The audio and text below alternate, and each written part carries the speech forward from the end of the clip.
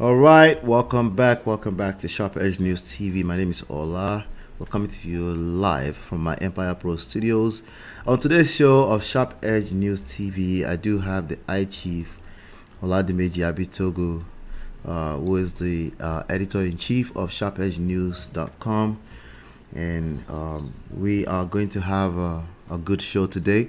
We have some stories to cover, and it's been an eventful week, and we're excited to bring I think this is the third episode. We have no plans to stop, so get used to this. Do me a favor as you're coming in. If you're watching this on the replay, make sure you hit that like button, share, subscribe, follow, tell your friends about what we're doing here, and we will highly appreciate you for that. You're watching Sharp Edge News TV, just in case you don't know. On today's show, we're going to cover a series of stories. The Supreme Court, Trump, Kano, Plateau, Betta Edu. We have a few things, TB Joshua, to cover today. So without any further ado, I'm going to introduce my uncle to you, I Chief Oladimeji Abitogo. Welcome, sir. It's my pleasure to be back, and thanks for all you do. And let me express our sincere appreciation to our audience. We do not take it for granted that you're sparing your time, resources, to give us all the support that we need to grow this. We appreciate you. Thanks so much for being there. Absolutely. So please help us help Sharp Edge News TV get to 1,000 followers on both YouTube and Facebook. And it's very simple 3-step. Hit the like button, share, subscribe, and follow, and let everybody know that we're hanging out here. All right, and without any further ado, we're just gonna get started, and we'll be right back in 20 seconds.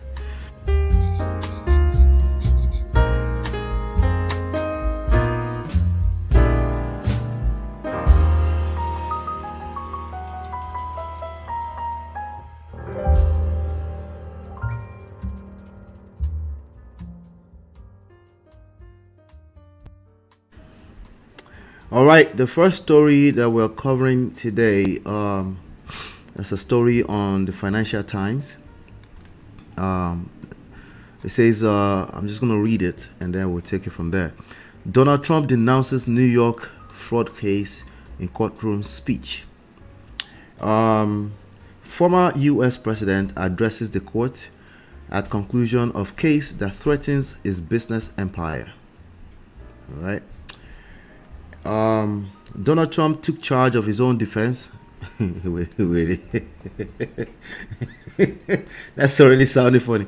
Took charge of his own defense in a civil fraud trial that threatens to level his business empire. You can hear me clearly, right? Yeah, sure. All right, great. Telling a New York judge on Thursday. The one I didn't really, I'm really related with is the one. Yeah, the description of him as weary. Anyway. Oh, I'm so sorry. You heard that. I didn't mean to speak that out so loud. Not just me. The one also hears you. It's okay. Oh, man. Anyway, so Donald Trump took charge of his own defense in a civil fraud trial that threatens to level his business empire, telling a New York judge on Thursday that he had been victimized by a politically motivated case and that he should be paid damages for his suffering. They want to make sure I don't win again. And I quote, they want to make sure that I don't win again. This is partially electoral interference. Trump said in a brief courtroom speech, adding, I did nothing wrong. They should pay me for what we've had to go through. Now, a surprise 5-minute intervention came just before the lunch break on the final day of a civil fraud trial that began in early October.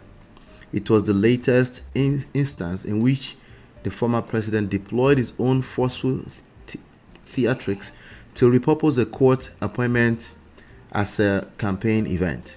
Trump's lawyer, Christopher Kiss, had previously petitioned for his client to deliver a portion of his own closing argument. Yet, Trump appeared to abandon the idea after Judge Arthur Egron insisted that any remarks bear directly on the evidence. With Trump sitting behind him at the defense table, Case delivered closing remarks on Thursday morning, telling the court that New York State Attorney General Letitia James Case relied on press releases and posturing rather than evidence of wrongdoing. Those efforts, he said, could put a man who has been a part of the fabric of the commercial real estate industry in this city and state for 50 years essentially out of business.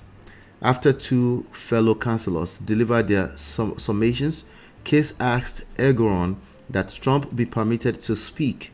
The judge expressed his displeasure that the request had been sprung on him. Then, as he began to restate his condition that Trump stay inside the lines, the former president launched into a fast-talking tirade. Well, Your Honor, I think this case goes outside the lines.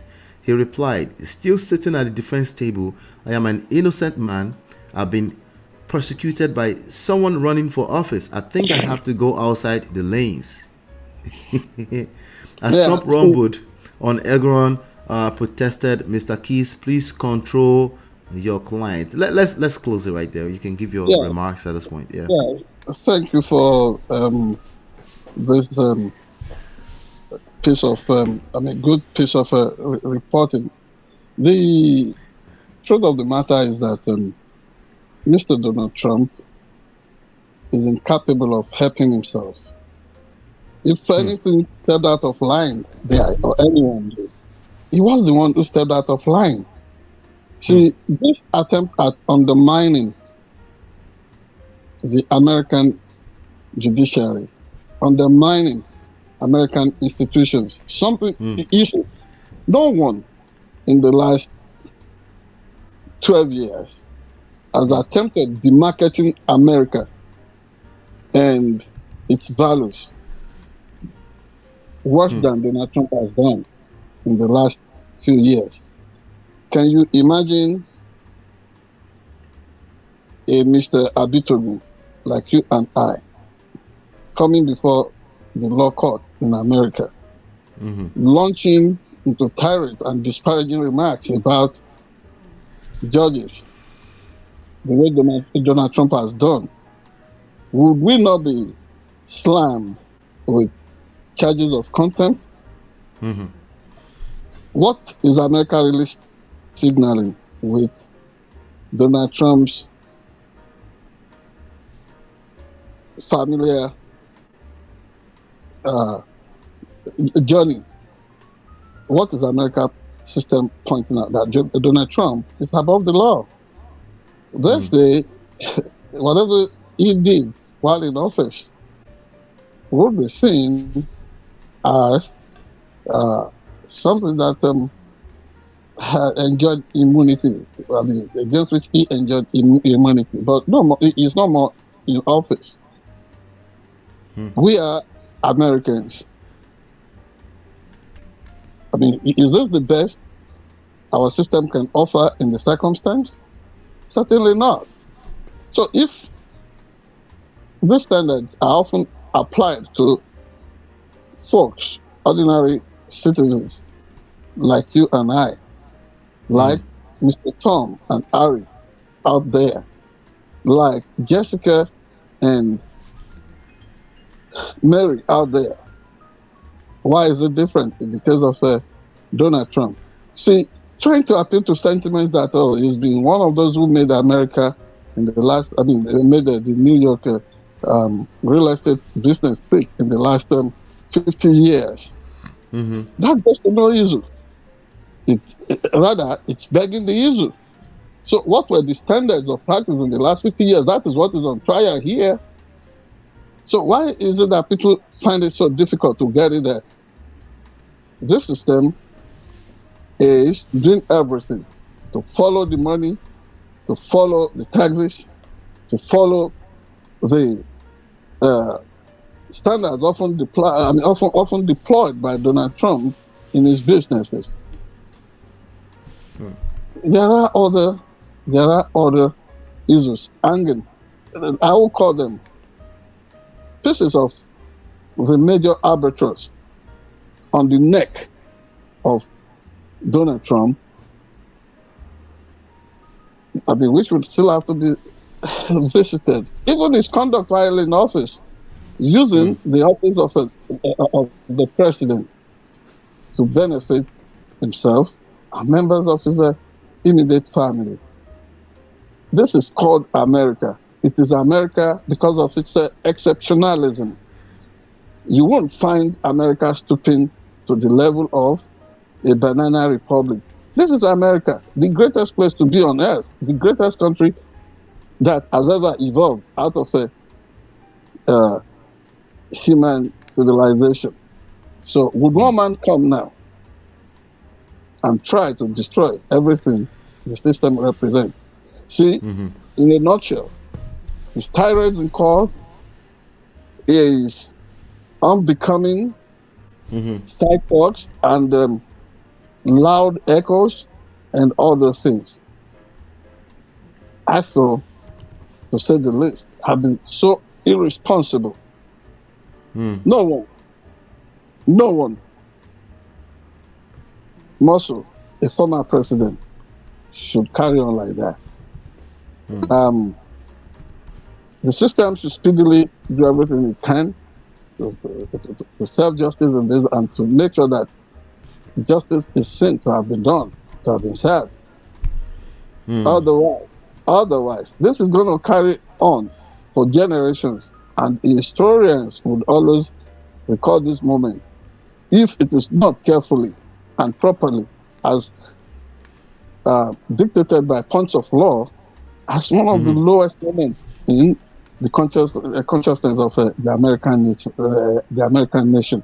Now, finally on this, tomorrow or this Monday, this morning, rather, in Iowa, the caucus will take place. Okay. This is also going to be, yes, everybody is in the cold. It's so frigid hot here in the Midwest, in the heartland. Iowa is next door state to us in the state of, it's one of our next door states here. Okay. In the state of Kansas, around us, you have states like Missouri, you have Nebraska, you have Oklahoma, and up here is Iowa. So this is a test, serious one, on the integrity of American people, their sense of discretion, being able to critically think things out. This is what is on the ballot. This is what is going to be tested. A man who has done so much in character and in conduct to disrupt the world the way we used to know it, America the way we used to know it as a place of rule of law, who tried to make it a one-man dictatorship. Is it going to be returned to office? The answer, the verdict, is blowing in the wind. Thank you. So let me ask you a question. Do you think, what's your overall outlook in terms of his chances of becoming, running a second term in the weirdest way ever? Let me assuage your concern, your fears there. He can run. He's not going to win. Americans are too sophisticated. The fact that because everybody seems to be padding the polls, the opinion polls, say, he's maintaining a lead, wide lead and all that. And all of a sudden this last week, they are saying that lead, that margin has been narrowed. Good for him. If he wins, he's going to see an unprecedented number of independents and Democrats concerned about the disruptions that the system has suffered in the last few years under him and later through the judicial rascals he has on the Supreme Court and in other jurisdictions of the American judicial system. You will see people coming out to take possession of the system and let their votes speak for them. This is my, and I don't have to look into any crystal ball. It is only normal to expect that this will drive out serious political junkies. You and I, everybody, is going to be out there making sure that Donald Trump is stopped through the ballot. No. All right. So there's a report on NBC News just an hour ago. It says majority of Iowa caucus goers say Trump conviction wouldn't affect their support. The Iowa poll shows 18% of likely caucus goers would be less likely to back Trump in 2024 if he's convicted of a crime before the general election. More than 6 in 10 likely Republican caucus goers, 61% say that it doesn't matter to their support if former President Donald Trump is convicted of a crime before the general election, according to the latest numbers from the new NBC News Des Moines Register. So my question with that, right, is that do you share any level of empathy for the people, for the Trump supporters? I do not. What I see them doing is to dig in, play the ostrich. This guy is a bad sell. I don't see him as a good political buy for anybody. He's a liability. So what is he selling them? What is he selling them? Baloney. He's selling them all the this is the Atlant. This is the Atlant. You need to be around folks and then you hear their sentiment. But it's mere sentiment. You know, he has appealed to this sense of what does he really want to bring back? What does it stand for? I don't want to go too deep because when we get because because everything it stands for will be a reversal of the progress that America has made over a period of 50 to 60 years in terms of civil rights, in terms of respect for the dignity of the human person, a rollback on America's contagious identity as a reference point all over the world in terms of what is good. The city on the hill that Ronald Reagan spoke about. See, the Donald Trump's political personnel is something that appeals to the worst in Americans, and you know what I mean. Jim Crow-ism, all those things that gives a sense of entitlement to a tiny section of the country to the detriment of the working majority, to people of color and what have you. So that is why I'm telling you, I have no sympathy, I have no empathy, no feeling whatsoever for people who are digging and thinking it does not matter. In the final analysis, it matters. It matters. There are things, there are suspicions we have about the character of Mr. Donald Trump that we should not play up too much so that we don't give ourselves to his own standard. We cannot be driven by emotions other than, we follow the facts. But the fact shows that the man that we have seen, the man who tried to reduce and kills up to leaders that are less dignified, like people in North Korea, Russia, China. That's not the kind of man we want to be under, especially if you are an African immigrant who is not an American citizen. Yeah, people like Donald Trump are too familiar on the African continent, and I'm not comfortable with such people. I don't want to live in bondage. Is President Joe Biden better in your opinion? Oh, definitely. He's liberal minded. He has general spirit. That guy simply minds the presidency and make sure that he's dousing all the storms and the firestorms being created, aroused, the extreme feelings to the right being stoked all over the world by people like Donald Trump. Yeah, Okay. Joe Biden is a good man, and I even like the fact that so most times I like youth to be the people driving the system because these people are good enough to be signed up for military action at the age of 16 and so on and so forth.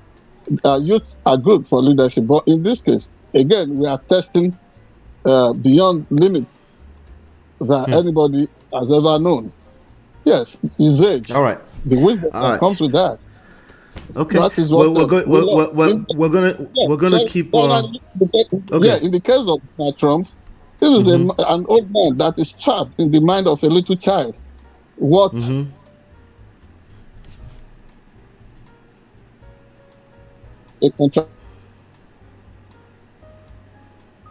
I think I'm losing you. Are you contradiction. still there Thank with you. us?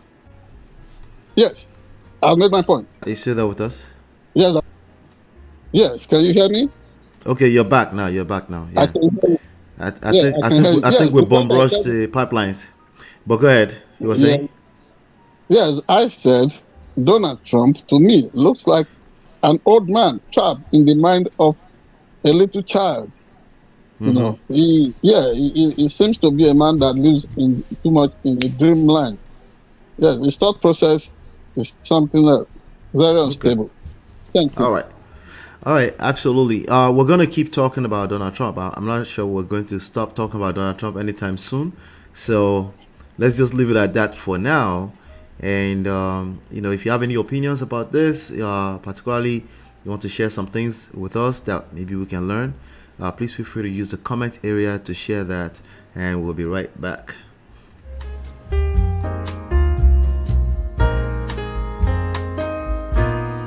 Olatunji Gobi.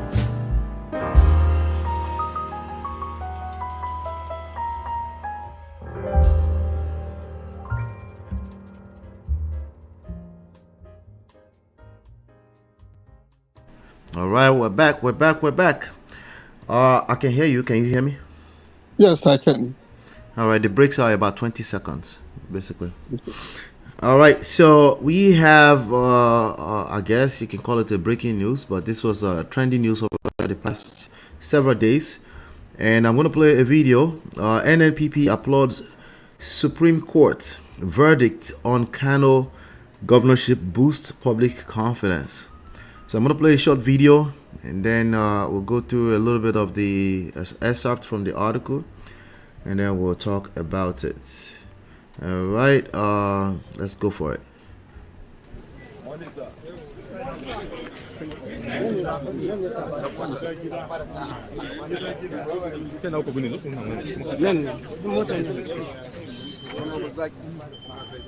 Okay, what it looks like what we're watching is I think they might be coming out of governorship appeals. Kano governor orders arrive Supreme Court. This was when they were arriving at the Supreme Court, essentially. So there's not much they're saying here. I'm just going to mute that, and I'm going to read this article from Leadership NG. Supreme Court verdict on Kano governorship election restored people confidence in judiciary. All right. Hold on 1 second. Let me just play something here real quick. All right.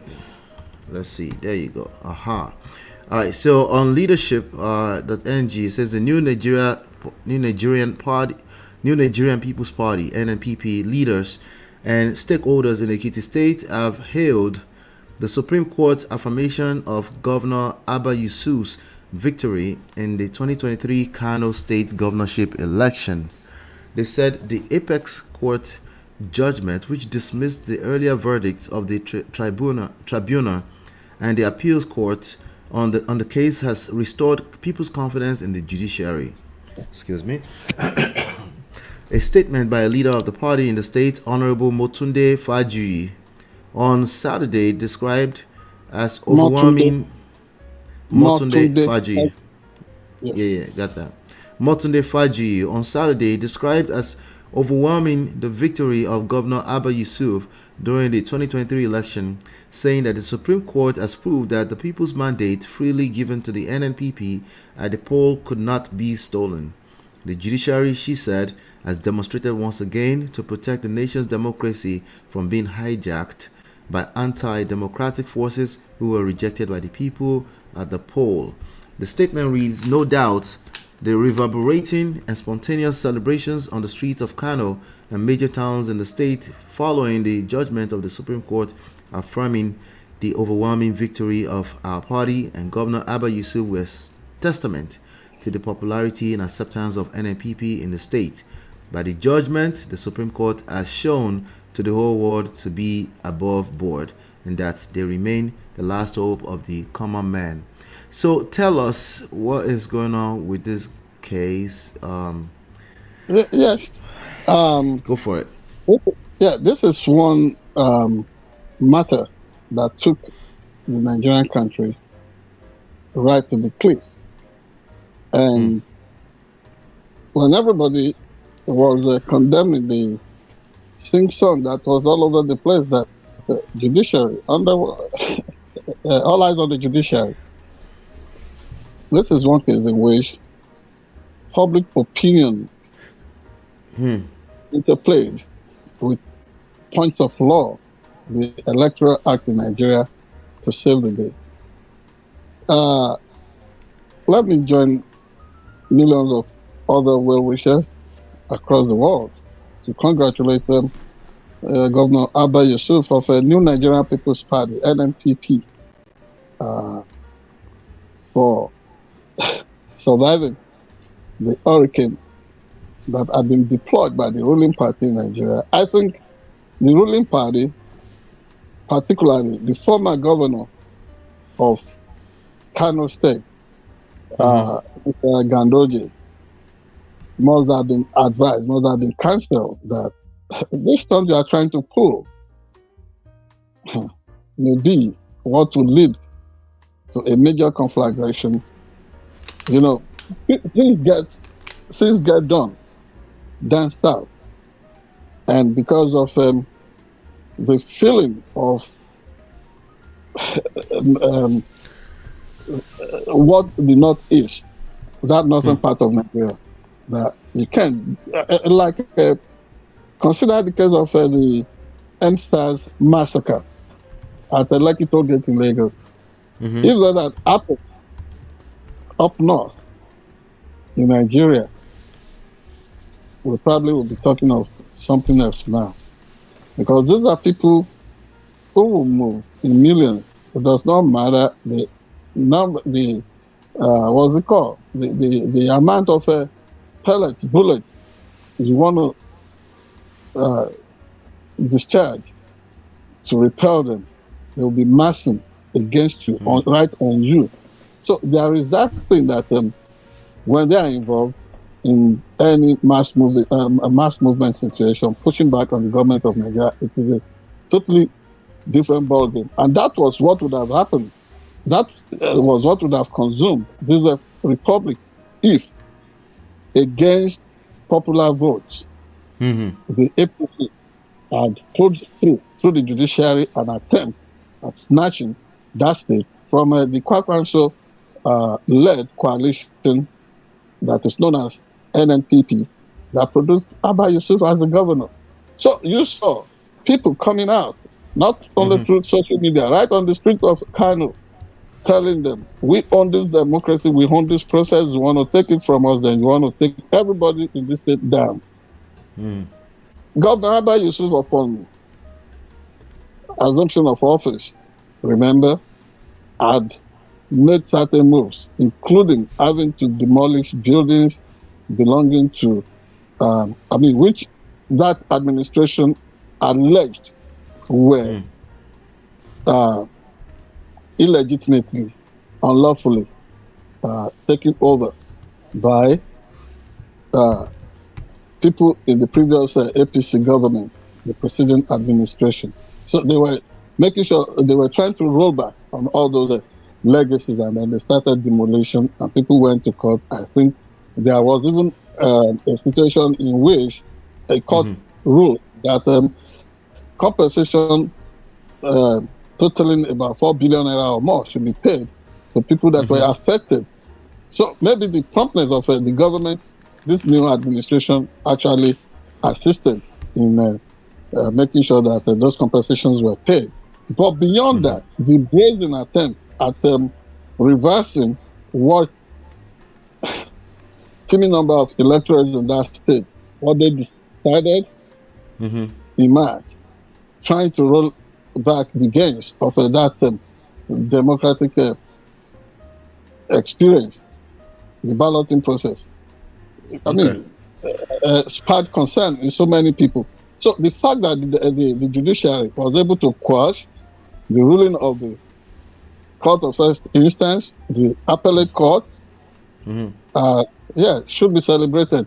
But not because of the symbolism of that victory in court itself, but because of the fact that this would have led to a major political upheaval for Nigeria. So it therefore means that Nigeria knows how to reinvent itself.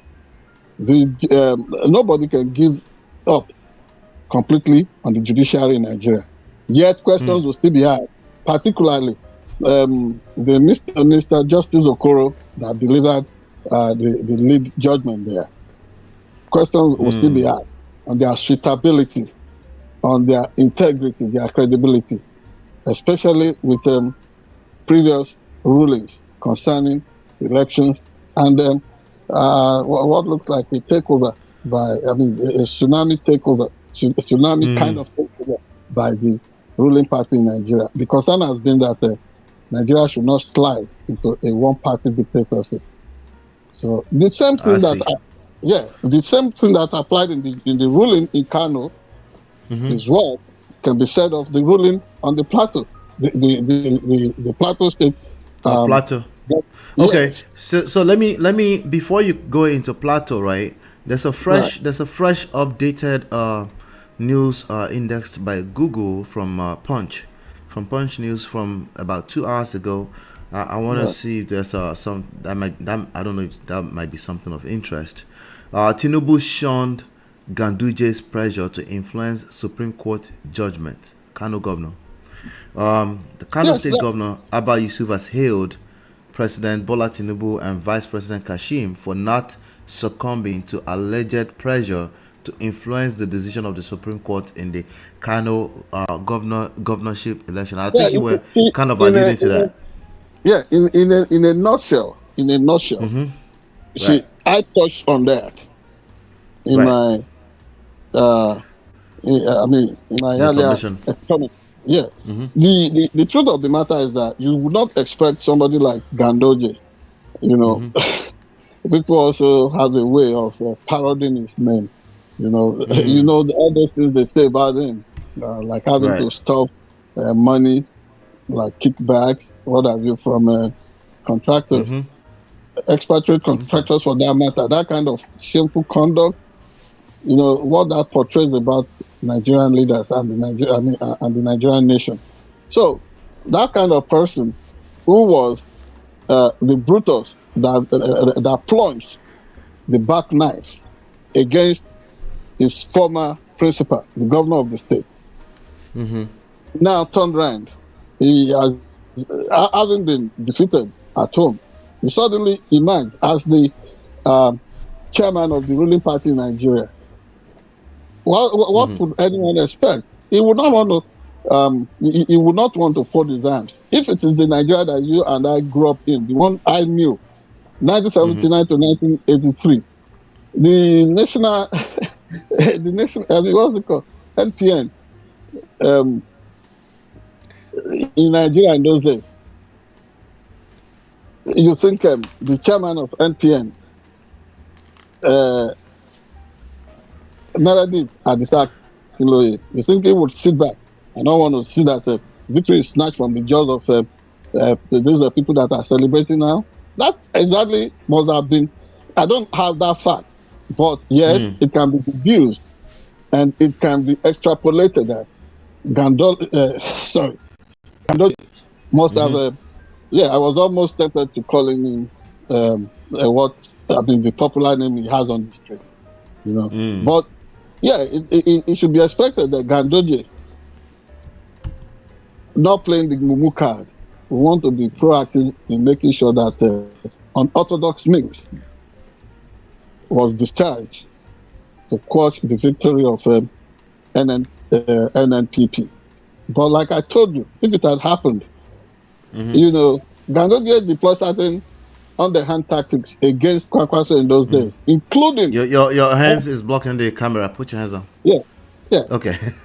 Including attempting to he virtually exiled Kwakwaso from the state. So all those things would be counting in his calculation. How do they continue to? Would he and his court, his fellow travelers in APC, what would they do now to stop this tsunami move from Kwakwaso's group? So it is expected, and I touched on that earlier. So you did. Kudos to the minders of the system who ensured that no undue influence peddling swayed the victory given willingly by Nigerian voters. All right, great. Let's talk about Plateau governorship. The drama with the Plateau governorship. Something about Supreme Court also reversing what's his name, Mustwang's sack.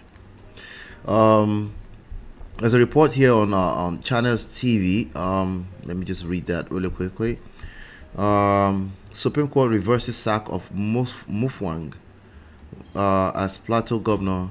Mustwang of the PDP, People's Democratic Party, scored 525,299 votes to beat the APC All Progressive Congress candidate Nentawe Yilwada, who garnered 481,370 votes during the 18 March governorship poll in Plateau. The Supreme Court has reversed the sack of Caleb Mustwang, affirming him as governor of Plateau State. Do you want me to continue reading, or you want to just give your remarks?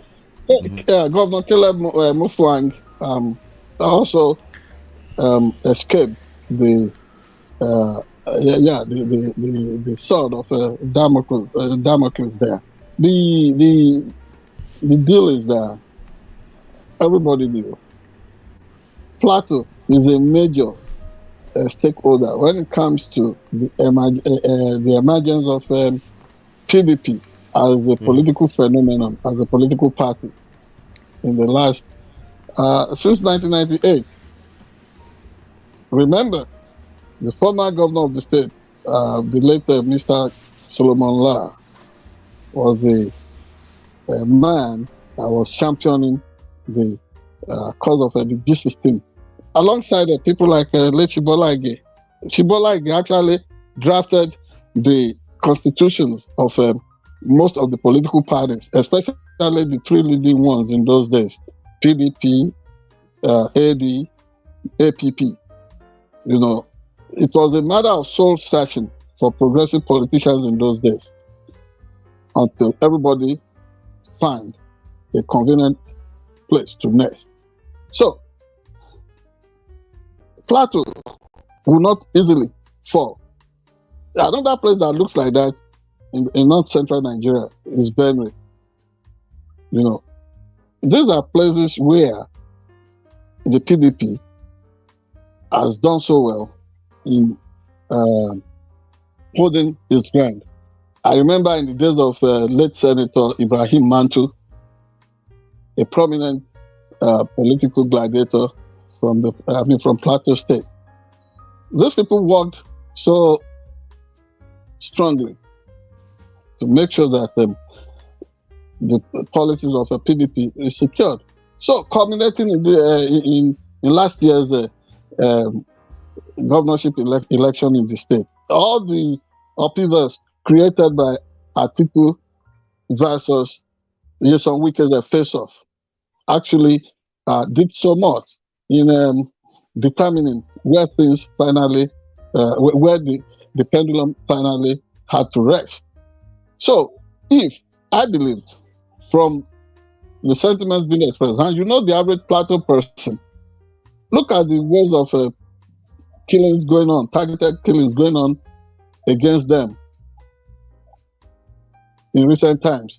Yet, we find them unshaken, we find them so unflagging in their resolve to exist as a people. That is a state where you have more than 52 sub-ethnic nationalities, the Birom, the Lankang, and so on and so forth. Good people. And they have done so well in influencing the course of Nigerian history, whether in the military or on the political landscape. So if these people had pulled through what they wanted to do, snatch that state, reverse victory, and if they had given it to APC, you will find a serious storm there that would be so difficult to stop. So are you saying they were that good that they were patiently waiting for the Supreme Court? Is that what you're saying? They were not even patiently waiting. There were waves of protest all along. Oh, really? Yes, challenging the earlier rulings from the lower court. Remember what they were saying? They were questioning the fact of the membership of Governor Caleb and some of his political supporters, if that was properly done through the primaries of the PDP. And the law, it's strike law that through the Electoral Act in Nigeria, those things were pre-election matters. They were internal political party matters. Yes, all of us crave for strong internal democracy in Nigeria, intra-party democracy in Nigeria. But in this case, if those things were not firmly addressed before the parties went to meet on the field on verdict day, you let that rest. You should allow it to rest. So PDP won there, and then APC was trying to reverse it. Look at the way they were snatching victory from members of House of Reps, the Senate. It was so worrisome. It was a gale. It was an avalanche. But thank God, that tide has now been stemmed by the ruling that emerged from the Supreme Court. So it's so similar to that of Kano State. And so, for once, the peace that has been won during that election can be secured now and enjoyed by everybody. Let whoever has won in this process, let them enjoy a united and concerted support from everyone across the state. And they must not govern like governors of political parties. They must govern as statesmen. Their influence will be felt by everybody in a multi-partisan way. Yes. Got it. All right. We'll continue to cover whatever comes of or any new developments around that, of course. But I guess congratulations for Kano, Plateau. You also mentioned Lagos State was also involved in some of that. Oh, right? Yes. In the case of Lagos State, it was a situation in which Governor Sanwo-Olu was revalidated as the governor of the state. As against who? The candidate Rosvival, the candidate of the Labour Party, and GRV. Yeah, GRV, right? Yeah. Yes, Jando too of People's Democratic Party. Of PDP. Okay. Challenged the victory there. So in the final analysis, Sanwo-Olu has been able to continue survive. Yeah, has been able to survive the judicial challenge to his electoral victory. So yeah, we hope the lesson from all this, whether in Kano, Plateau, or Lagos State, is that Nigeria is a democracy should continue. On a scale of 1 to 10, where is Nigeria electoral process, and where should it be ideally on a scale of 1 to 10, in your opinion? Presently, I think it's 1 upon 10. 1 over 10. 1, Jesus Christ. Yes, 1. and I expect it, yes, over 10. And I expect it to be, yes, too much ballot trading. Too much absence of intra-party democracy. The emergence of the party candidate is often poorly managed. We will talk some more about that in the future. In the nearest future. Yeah, in the nearest future. And another thing is the over militarization of the process. You can't really, that cannot be helped until Nigerian voters, Nigerian politicians have attitudinal discipline, the temperament for these things. It comes as a total package. You can't have one and leave out the other. You cannot leave out the other and desire to have one. So it must be an holistic thing. There are other issues of concern about how we can consolidate the democracy in Nigeria. The other one is the shame that Nigeria has been parading. We leave a sizable number of our citizens, because they are in the diaspora, we leave them out. We don't allow them to participate in the process. You can spend the diaspora money, but their votes are not good to re-engineer they are not good enough to re-engineer the country. Back in 2004, you will remember, Jackson Ude and I went to California to interview people in the family of the Jacksons, particularly the elder brother of Michael Jackson, Jamin Jackson, the master guitarist. He was challenging the fact of why Africans in the diaspora would have to obtain visas before they visit motherland Africa. It cannot be better said than that. Even today, we behave like slavers, unchanging slavers. That attitude is still there. That, oh, you see your brothers and sisters, all of us, go through the point of no return. We travel overseas. We go in case of better deal because of conditions on the continent, and then you don't want them to come back. It's a shame. It's a major open sore of that continent. And Nigeria must do everything to make sure that people in the diaspora are part of the electoral process. And I'm laying this on the conscience of President Bola Tinubu and everybody that is involved in leadership and governance in Nigeria.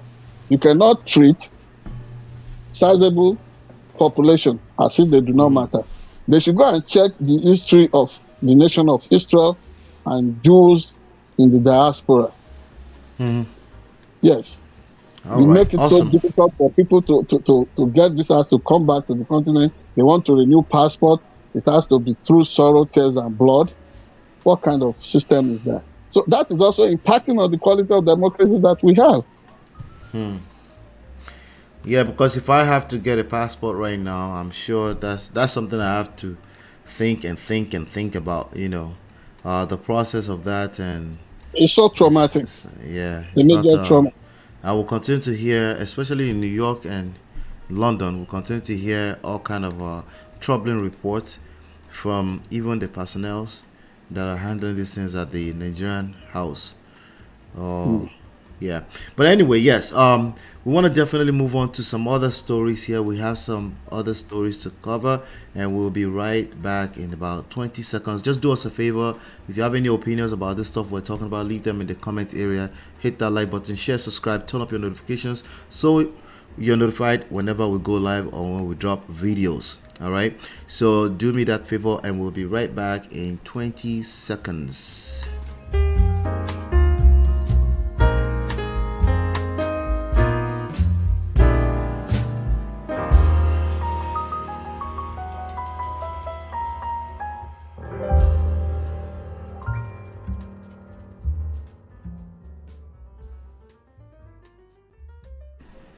All right, welcome back. I'm going to play this video. We're going to talk about TB Joshua, the expose, and you know, some allegations around faked miracles and stuff like that. I'm going to play a short clip of some of the response from the wife, for some disciples, from wise men, disciples, all kind of people. And I'm going to read a quick short report, and then I want to get your take. Just before last week, just before this BBC expose came out, we talked a little bit about, you know, what was to come. And the last week has been quite an eventful week, particularly around the name and the legacy of the late prophet TB Joshua. So I'm going to play this video and we'll be right back. Let's see. Here you go. We began to live in the synagogue. I saw her kurukere. And I thank God that the prophet did not give it to her foolishness. Keep away from away from them. Why won't you beat me? Because you're fine. You operate from water. You're a queen. He actually bowed to her of what comes, said something. So like while she was there, tried to. If you want to make 2024 your best year ever, let's hold it tight. We got some ads playing. Hold on. Okay. There you go.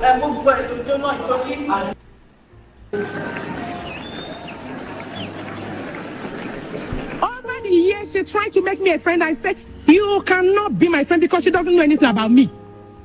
And immediately she came in, she knelt down. I am telling you this because I'm a witness. Please, sir, I am homeless. I don't have a place to stay. Just in case you're wondering, this is the wife of the late TB Joshua. The late TB Joshua, right. Yeah, so she's responding and she's talking about one of the ladies, Bisola. That was one of the ladies that were doing the confession, the expose, that were interviewed for the BBC special. You want me to react to that? No, I'm just giving you like a quick recap. Yeah, but my initial thoughts about what Mrs. TB prophetess, or I don't know the title now, TB Joshua, what she's saying, what she's doing there.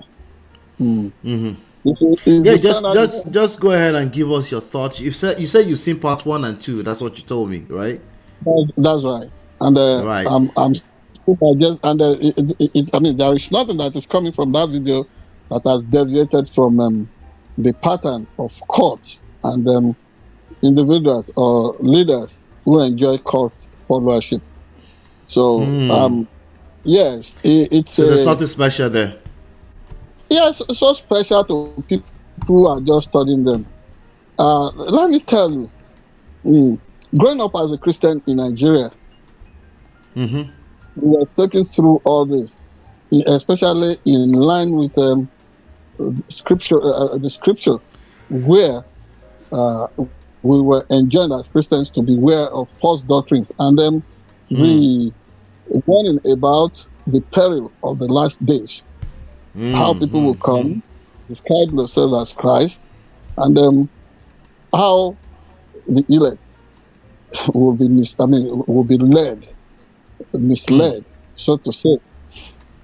And we were cautioned to always watch out for those signs. I said last week that there were certain unorthodox practices that went on at the Synagogue Church of All Nations. People do not like any of these things to be mentioned. I even find out that today in Nigeria, the Royal Champion people, a good associate of TB Joshua, was cautioning people about not standing in judgment against all this. Somebody that has come. I'm talking of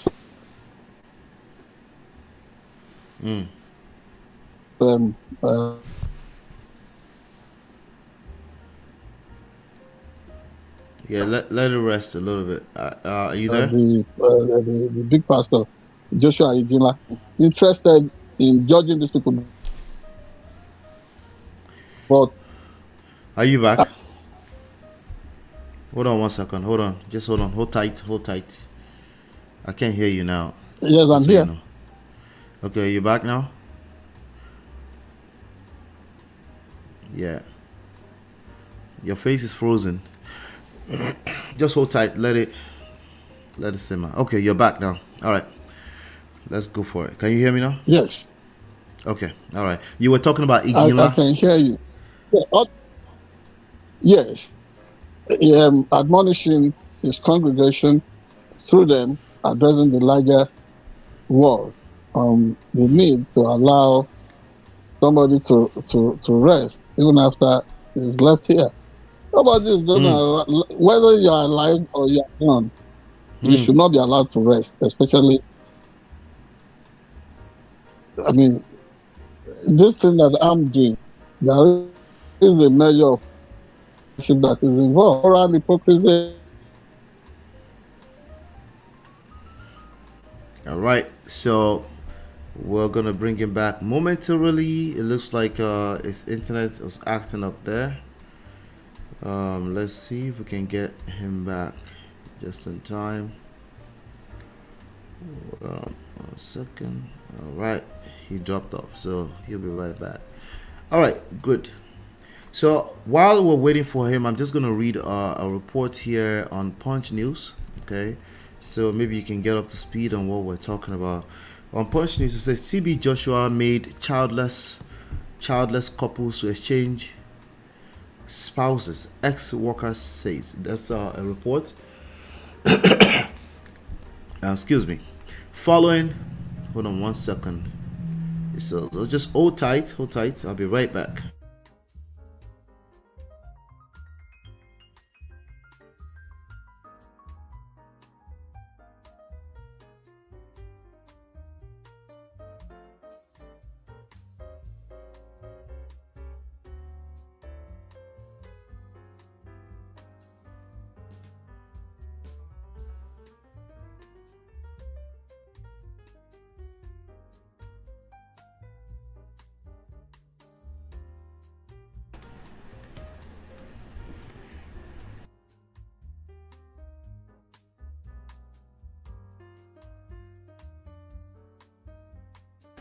All right, sorry about that. We're back now. I'm back. He's gonna try to plug in.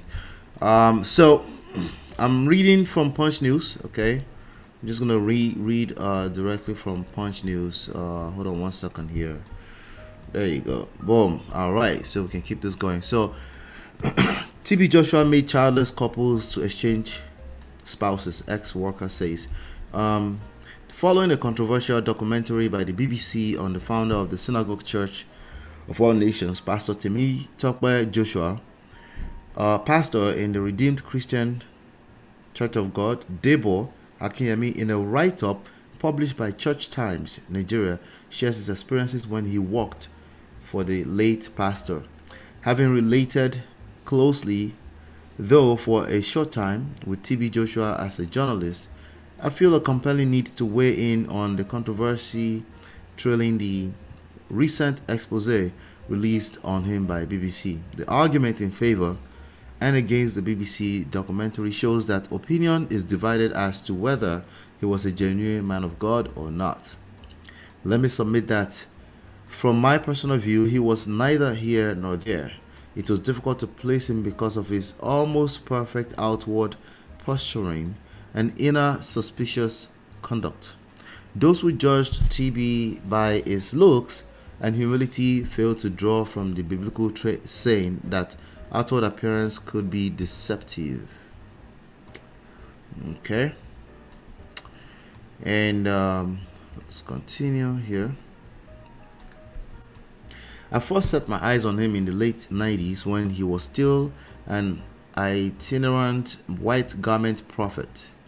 He used to visit Today's Choice, the soft sell magazine where I worked as a sports editor. His point men then were our editor Osa Irabo and news editor Jide Oshokoya. The purpose of his frequent visit then was to curry publicity for the small things he was doing, then as an upcoming church owner. But later our paths crossed again, and this time he had become a big brand, even if controversial. One of my friends had informed me of a vacancy in the exclusive, quaint weekly newspaper he was publishing. Initially, I didn't know TB Joshua had anything to do with the paper because his name never appeared in the list of management and board members. Wait, let me go back. One of my friends had informed me of a vacancy in the exclusive, a quaint weekly newspaper he was publishing. Initially, I didn't know TB Joshua had anything to do with the paper. See, TB Joshua is a person that understood media. He had anything to do with the paper because his name never appeared in the list of management and board members. But when I discovered that he not only owned the paper, the exclusive, but also had almost a chokehold on the management of the paper, I became scared and wanted to turn down the appointment given to me as the deputy editor of the paper. I had to go and seek counsel from my provincial pastor, who encouraged me to take up the appointment and do my job with as much professional detachment as possible. It did not take long after joining the paper when I began to notice very disturbing developments. Okay, I'm still waiting for him to come in. I hope he's able to come back in, because we do have a couple more stories to cover. Anyway, okay, just in time. Let's see. All right, it's coming right up. I think we'll be able to get him up. Let me see. All right, I can hear you. Just keep setting up, okay? I can hear you. Can you hear me, sir? Yeah. You can hear me, sir, right? Can you see me? I can see you. I can hear you. I can hear you. Okay, you want to put your glasses on before I put you on the screen? Can you hear me? I can hear you.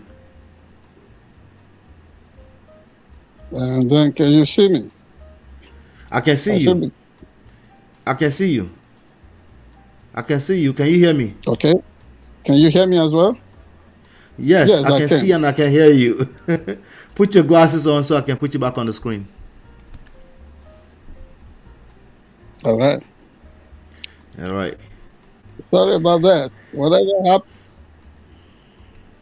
All right, we have him. He's back on. All right, good. So, I was reading the Punch news to them.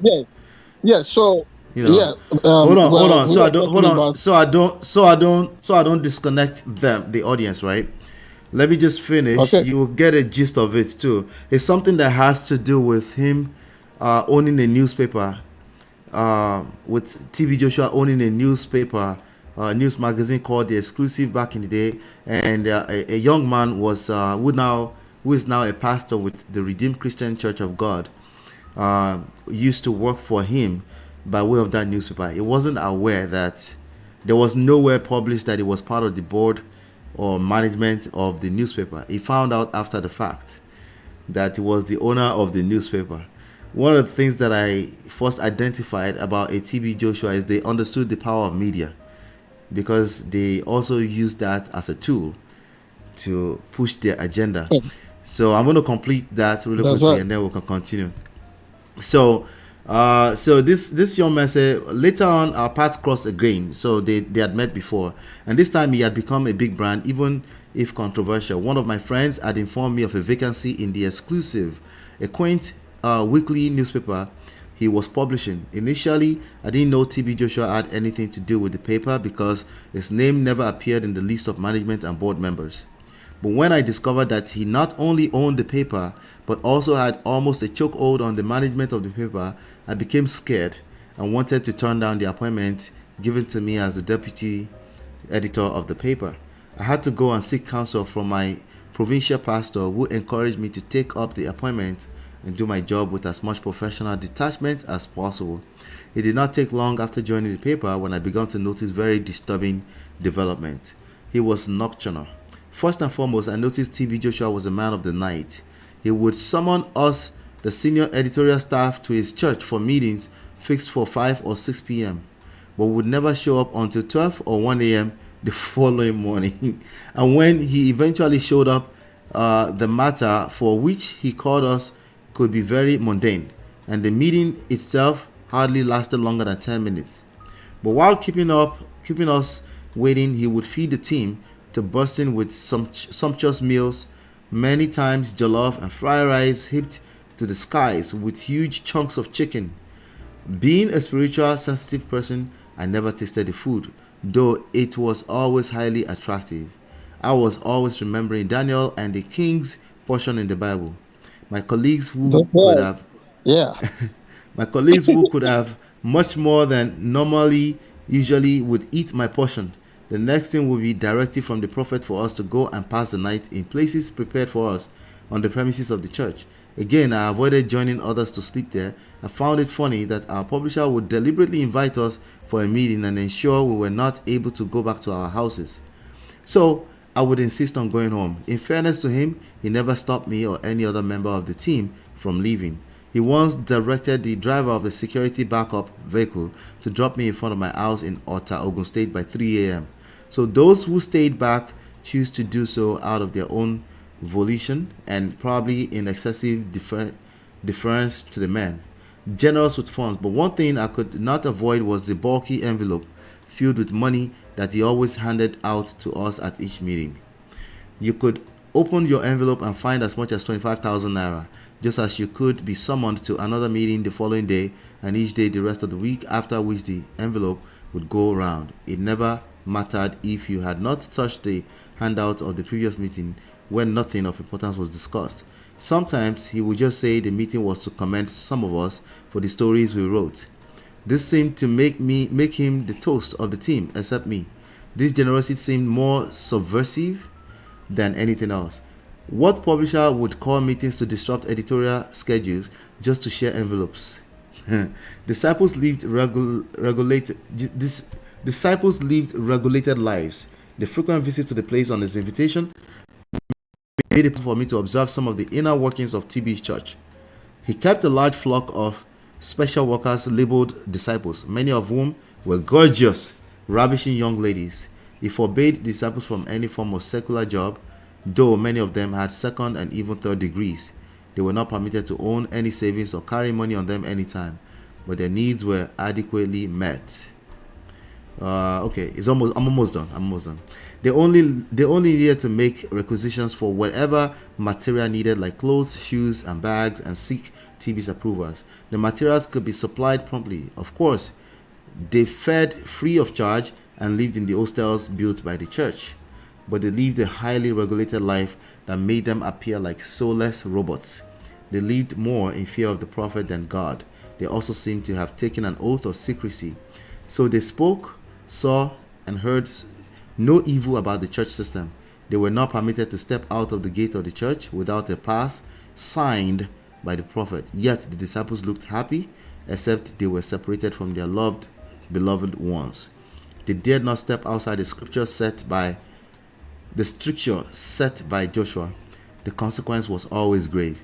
They could disappear without a trace or get ejected into a difficult life of dreariness outside. Those so rejected would find it difficult to survive and soon begin to beg to be taken back. I once met one of such evictees who was once a top-flight disciple with ostentatious dress sense. After a few months of his eviction, he was just a shade away from madness. He was looking gaunt, wearing dirty tatters, and unable to speak coherently. Okay, so Yeah. there's a very important part here, something that has to do with and I want you to speak to it about some exchange of married couples and stuff like that. Okay, so I'm gonna let me just go ahead and do it, and then we'll talk about it. Yeah, because of the time. Yeah, because of time effectiveness and management. Let's just cover this, because why can you hear me? While you were ejected from the show, I had already gave the headlines. So let me just go ahead and give it to them, and then okay. So another strange thing about the church was the way he made married couples swap partners among themselves. He made this happen as a ritual to enable childless couples to have children. Yes. That's it. I'm done. You can go ahead. You can go ahead and continue. Yeah. I mean, basically, you and I know that That practice in America is known as swing sex Swing. party. Swing sex party. Yes, yes. Sex party. Yes, you know what that is in American system. You know, it's about here. Usually, it's about fantasies of a couple. Oh, I want some. I want you to watch me. All those kinds of. Don't let us be too graphic about these things. Right. But essentially, what you find that matches to the way courts operate. I was going to mention something about the remarks of Mr. Steve Joshua. What she in there, typical of rape victims and other victims of violent acts, are treated in Nigeria. Look at the way she's trying to ridicule everybody that has complained of one thing or the other being done to them. Are you listening to me? Yes, I am listening Hello? to you. Right. Yes. Remember the scandal about molestations in church, completing that, and this one man-owned ministry, and the Catholic Church. The way Catholic Church has been paying compensations, has been atoning for perpetrated by priests. Compare between that and the grandstanding that you are witnessing in Mr. T.B. Joshua. It's almost like he's violating those victims all over again. You know what that all over again. All over again. That's only in Nigeria, only in Africa. And let me say this.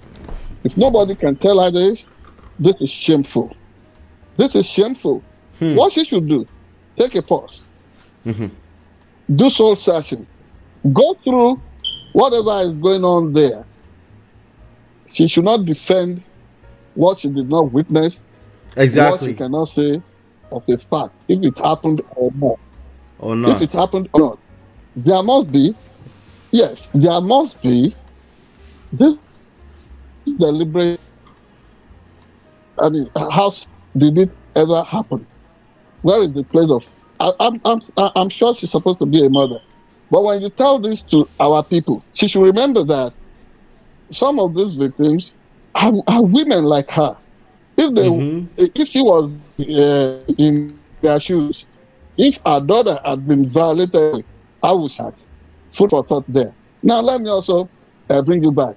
While growing up as a youth, as a Christian in Nigeria, I told you the appropriate scriptures, how to watch and have discerning spirit. Right. But like I told you, yes, I'm deeply spiritual, but I don't wear religion, my faith on my sleeve, because you must love everyone created by God. Right. Nobody should cover God is our exclusive. Yes. Yeah. So we're struggle streaming today, just so you know. We're struggle streaming. It's breaking in and out. We're struggle streaming today. Is everything okay with the internet? Are you connected to Wi-Fi? I should think so. Okay. All right. Go ahead. You're going in and out. Yeah. All right. Let's try it again. Go ahead. You were saying that she has daughters and she's a woman like some of these ladies, right? Yes. The woman like some of the victims that are involved. So that is where that soul search must must start. That is where it must start. Can you hear me now? Yes, I can hear you. Yes. So that said, I also told you appropriate scriptures how to discern, how to identify relations that are cultic in nature, individuals that are cult figures in nature. They are. How can you call somebody and you have seen that it is that? It became a vogue in Nigeria. Can you hear me? I can hear you. I can hear you. Hello? I can hear you. Yes, it's a trend. Yes, it's a trend in Nigeria. This is, they are always in phases in this situation. Way back in 94, as I was living here, the university in Nigeria. Remember two gentlemen who visited with us from the United Kingdom, very much around our families then. Reverend Alan Dele Alan Adejubu. You remember him? I don't remember anything like that. They were friends to Bragila and Rabanjo. They came from London. Reverend Adejubu, Dele Alan, they came from London. Duke of Hope Ministries. Remember Duke of Hope Ministries? Sounds familiar. Yeah, they gave me a book to read, The Truth Twisters. They had very good library on Christianity, that consciousness.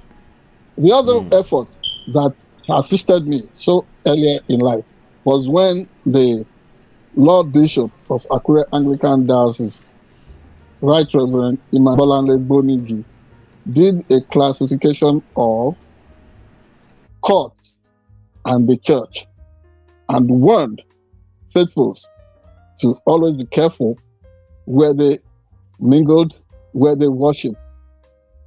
If it was true then about this warning, those warnings still apply to today. The revelation by BBC is mind-boggling. Some of the things mentioned there, we have known, like I said last week. Some of those things we have known. And the deliberate effort. Look at those, gory practices there. Such a huge embarrassment to the body of Christ.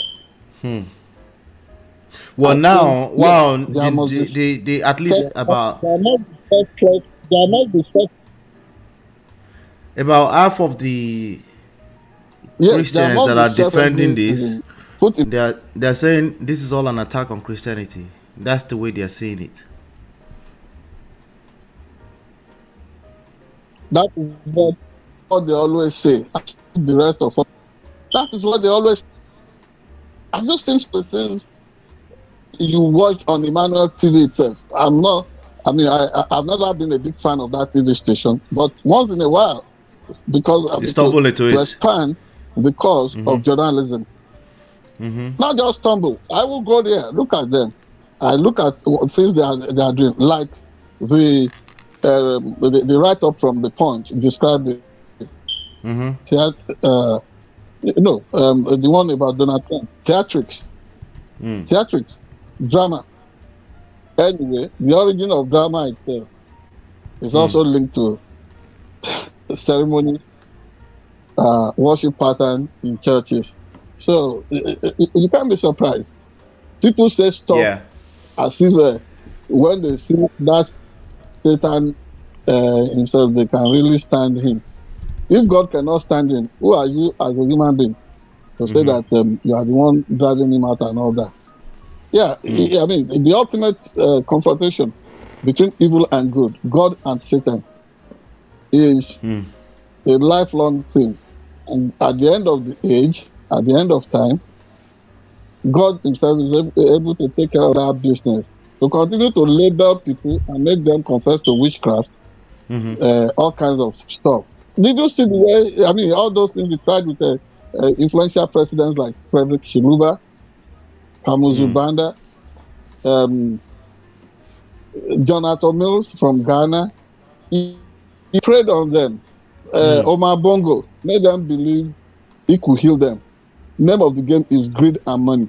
Then the sex club. So even the most powerful analysis. So even the most powerful fall into these traps of obsession with signs and wonders and miracles. They don't want to die. Yes, wow. They don't want to die. They have enjoyed the best of life. They don't know where they are going. They don't have that assurance. See, it's good to embrace simple faith, simple life. I'm here now. Someday I will go. I will die. It's a fact. I have no struggle about that. Nobody has promised me anything other than the fact that I've been born in a season. Another season, In the I will season. die. Yes. And my time is spent there. Yes. And finally, Yeah, they struggle with that miracles reality, unfortunately. yes. Looking for miracles here and there, the Christian experience. Let me make a brief comment about that. I am legally blind. I'm not ashamed of that because that is my own cross to carry.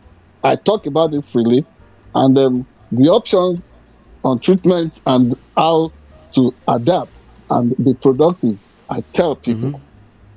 People will want to mock you. You must have a mentality that is bigger. In my opinion, Chief, in my opinion, that's the miracle. The fact that's a miracle. But what people are looking for, the signs and wonders that must follow that the Bible talks of, it's not for people like me who already know Jesus. Right. There are people who need that conviction to know that God is ever present, is ever there. Yes, you have to. Jesus would have to use that to boost their conviction. I'm not a doubting Thomas. I'm so sure of my faith. I know what I've accepted. I don't need any miracle. I know that Jesus is my personal Lord and Savior. That is so personal to me. I can't push it in every other person's face. And make the whole place so chaotic. And I cannot pray on that. With that being said, since we're on a time crunch, right? Let's because speaking of, powerful people because they want to live forever, sometimes greed. I'm just gonna go ahead. This is a nice segue to the next story, because the TB Joshua thing is still going viral. We're gonna talk about it. We'll be back I'm gonna play a video, but we'll be back in 20 seconds and we'll play that video. All right.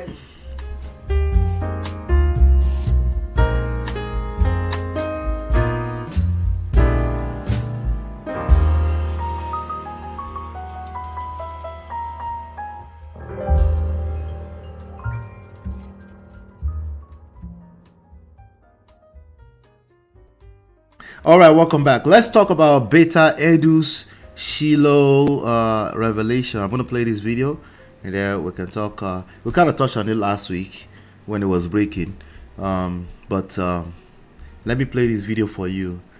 This was Betta Edu at testifying at the last, I guess, Shiloh 2023, 2020. I'm not sure which one this is. I know there's another video somewhere, but I'm just gonna play this video. Oh, glory to God. I came here in 2018 and I testified that God healed my daughter. Up until today, my daughter is still healed from 4 years of autism. Jobless, I had awesome. No job. This year, when I left Shiloh, I went back to Cross River State. On the 24th of December, I was sworn in as the Commissioner for Health in Cross River State. Right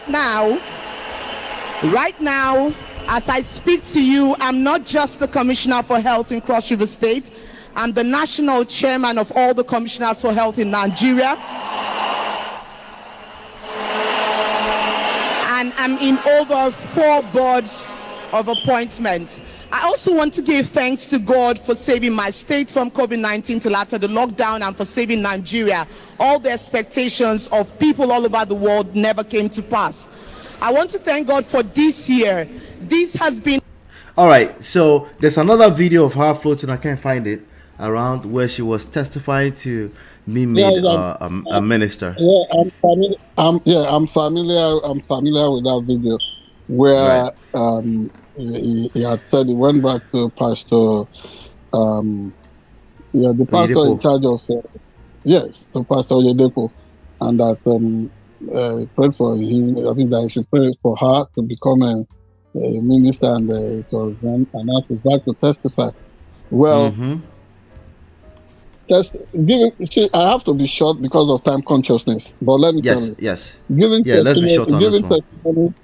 In Orthodox churches, those things don't usually happen. You don't find, it's so personal what God has done for you.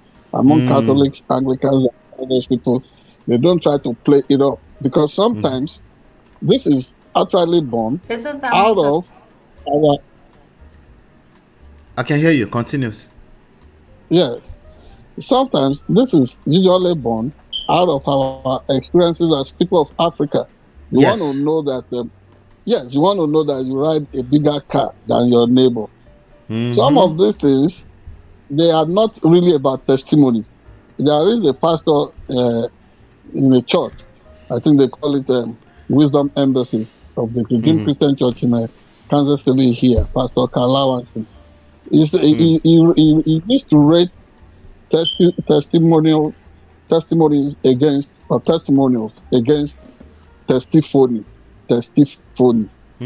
Yeah, people just want to come and say stuff, stand up, and what have you. So what They just want to be a about part of it, by all force. Yeah, what is that talk of being chairperson of all commissioners of health in Nigeria? And look at the rapturous response from the congregation.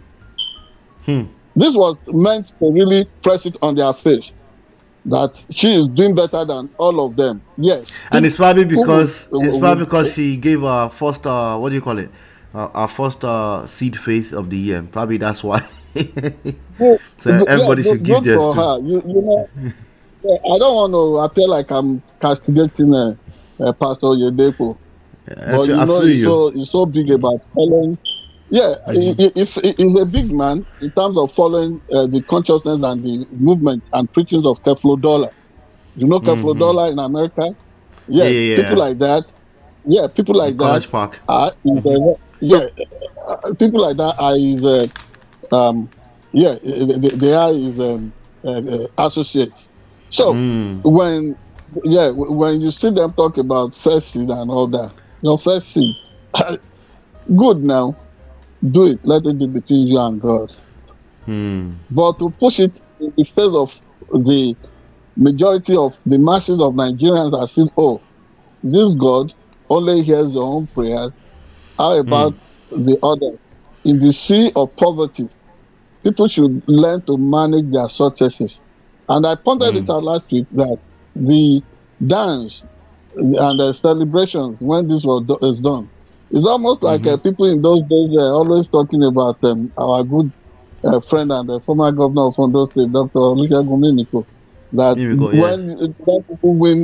when people win at elections or when they are appointed into high offices in Nigeria, they first sing in Yoruba. Ó ti mú mi gbàgbé gbogbo rẹ̀ o, ìbànújẹ́ ìgbà kan. You see pile of money, government house, involved. Why would you not think that God has made you to forget the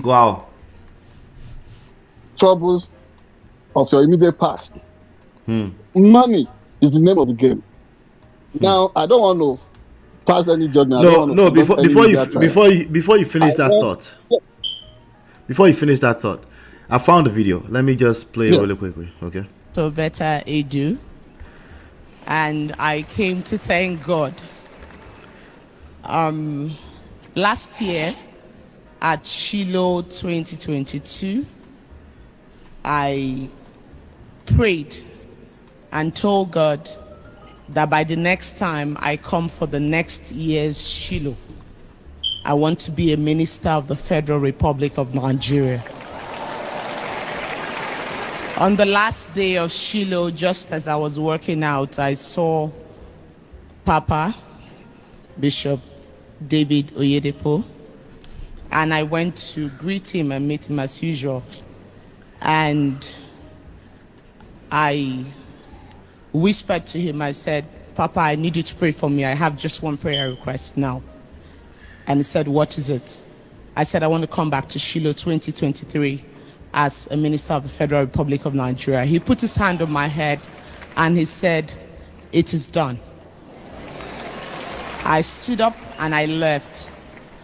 I came today to return all glory to God, that in spite of all odds, today I'm a minister of the Federal Republic of Nigeria, one of the youngest. Anyway, that's that. I wanted to play that for you. It's still the same thing. Same thing. She Same mentioned the fact that she mentioned the fact that she was about the youngest of all the ministerial appointees. Fine, that influence, considering the campaigns we all embarked on. Like I've also mentioned it earlier tonight, that young adults, children as old as 16, 17, 18 are enlisted in the army to die for their country. If they are good enough to die for the country, why should they not be good enough while alive to serve their country in the highest capacities? So she's given this unique and exceptional opportunity to be a minister of the Federal Republic of Nigeria. What were the intentions? What did she intend to do with such an high office? What did she do? I don't want to join in any media trial. I want her to be thoroughly investigated. If found guilty, she to face the consequence, because you know the way it is with folks in Nigeria. She's found guilty because she's part of the ruling clique. Part of the ruling party. She will be given some rehabilitation somehow instead of being allowed to face. Can you hear me? I can hear you. To face the music of the disgraceful conduct. That's number one. How about the Minister of Interior, Olubunmi Ojo, that has also been fingered? Is that a 37-year-old woman too? No, that's a 47-year-old young man, Minister of Interior. Okay. He has oversight as a minister over agencies and parastatals like Correctional Service, Federal Fire Service, civil defense, and immigration, and so on and so forth. Right. I saw a little bit of that news last week. He was on the news making some presentations. Yes, Olubunmi Ojo is in office. There is this obsession over him concerning how he cleared the backlog of applications and processes concerning international passports. Fine. But has he been able to integrate the Nigerian identification system? I was part of the squad of journalists that investigated the processes of issuing or even having a workable identification system for the country from 1999, 2000, and so on. Remember the involvement of Shagori and Shagori, who described the national identity card as a fat cow, always milked by everybody. The Lebanese Nigerian billionaire. That was what he said. Shagori did all that against Nigeria, against Nigerians. He's still a very close friend of Mr. President today. Beyond that, SM Afolabi was involved as Minister of Internal Affairs in those days. Just one person was able to get it right through his own consortium that he arranged. And that was the late Dr. Femi Adekoye. Within minutes, he demonstrated his capability with the company that invented that system in America. It was part of his consortium. Within minutes, he issued national identity card. Let this be, like I'm recalling it now, let this be a matter of national record. Let it be in our consciousness. Within minutes, he issued national identity card to President Obasanjo, to Alhaji Atiku Abubakar as Vice President, right in Aso Rock Presidential Villa. He was able to put everybody hands down in the bidding process. He won. Did what Jerry who was let's round up this segment because of time. Yes. So these people, they went and twisted the whole thing, and then they gave it to the wrong people. the same ministry where Ojo should correct all the anomalies is not doing. There have been jailbreaks in Nigeria. He did not mind that. He want to gloss things over and sweep things under the carpet, and they're applauding him as the new kid on the block concerning interior.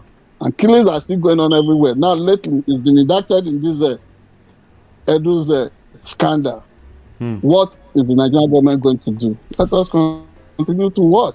But I think the audience table must be cleansed. Awesome. All right, we're gonna round that up right there. We want to know your thoughts about this. About this Betta Edu stuff. There's something to the effect of no sacred cows, says presidency, with regards to, I guess they're suggesting that they will be doing their investigation and stuff. So that is what they always say until we are shown that there are no sacred cows. We shall see, right? So we'll follow the Betta Edu story closely as time goes on. Without any further ado, we'll be right back for the last story of the day in 20 seconds.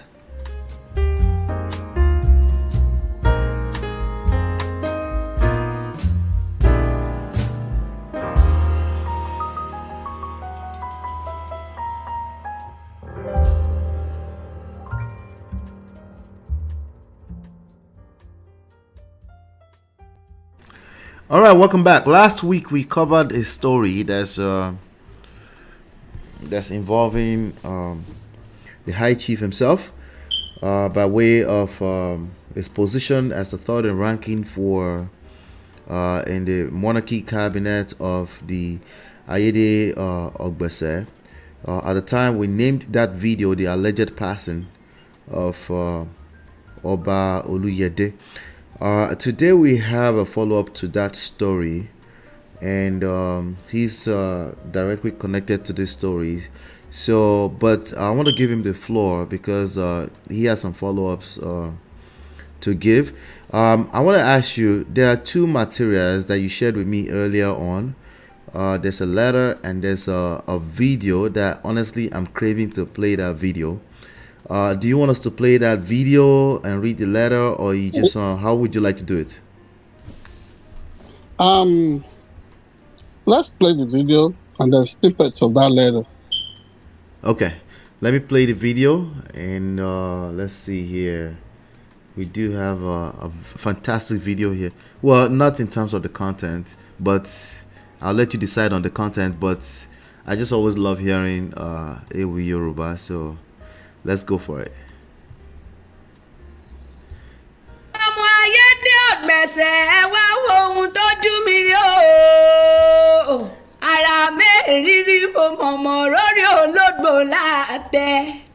Ìgbà tí mo gbọ́ mo sẹ́, mo ní láíláí kò jẹ́jẹ́ bẹ́ẹ̀.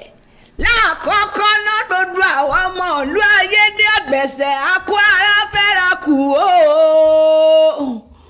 Ọba Àjíbọ́lá Ráfẹ́lì Ọláléyé Olúyẹdé mọ̀mọ́ tí wàá dá o.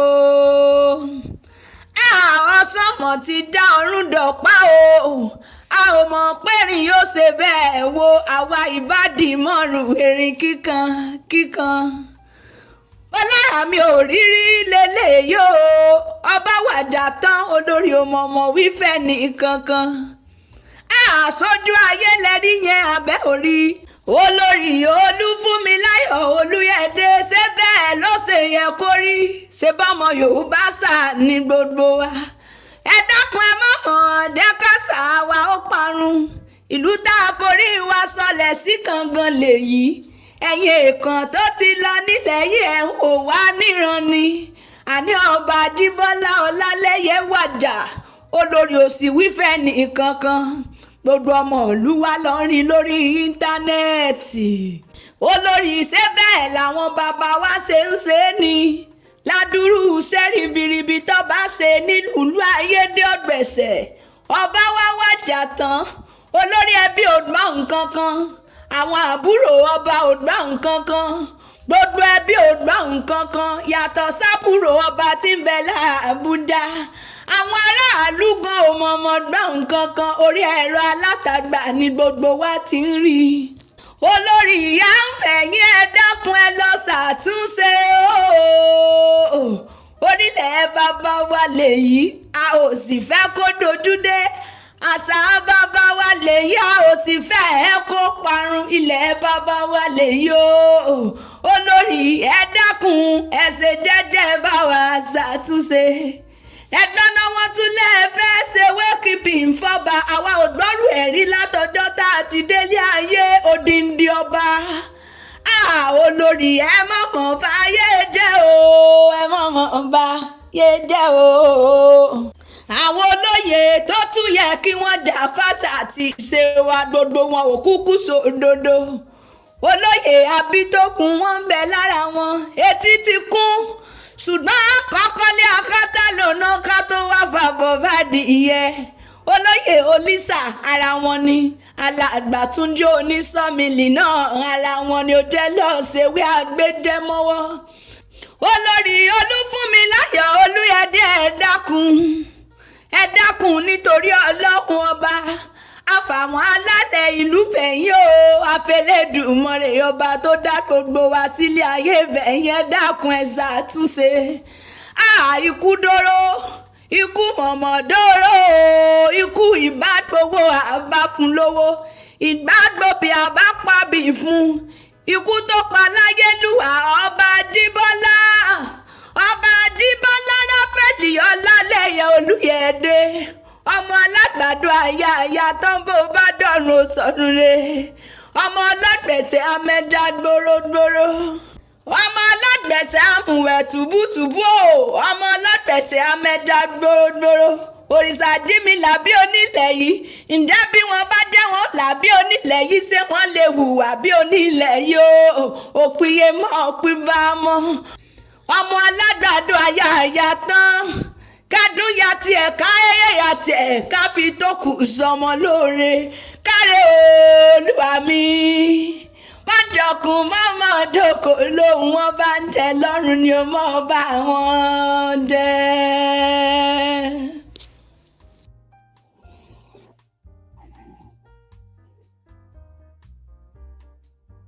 Well, I can hear you. Wow. Now you heard all of it, right? You were able to hear that, right?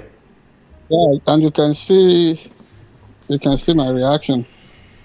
It's so sobering for me, and it's so humbling for me. And this brought tears from my eyes. Yeah.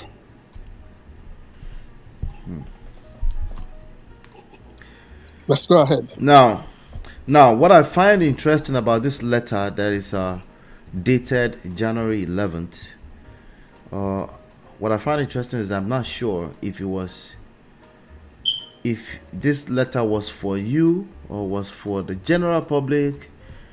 There was the first thing that stood out to me personally, just reading this letter, is the language. The second thing is the referencing of your name as a high chief of that kingdom without using proper according proper titles. But I guess that's to be expected considering the tone of the letter and everything that's going on.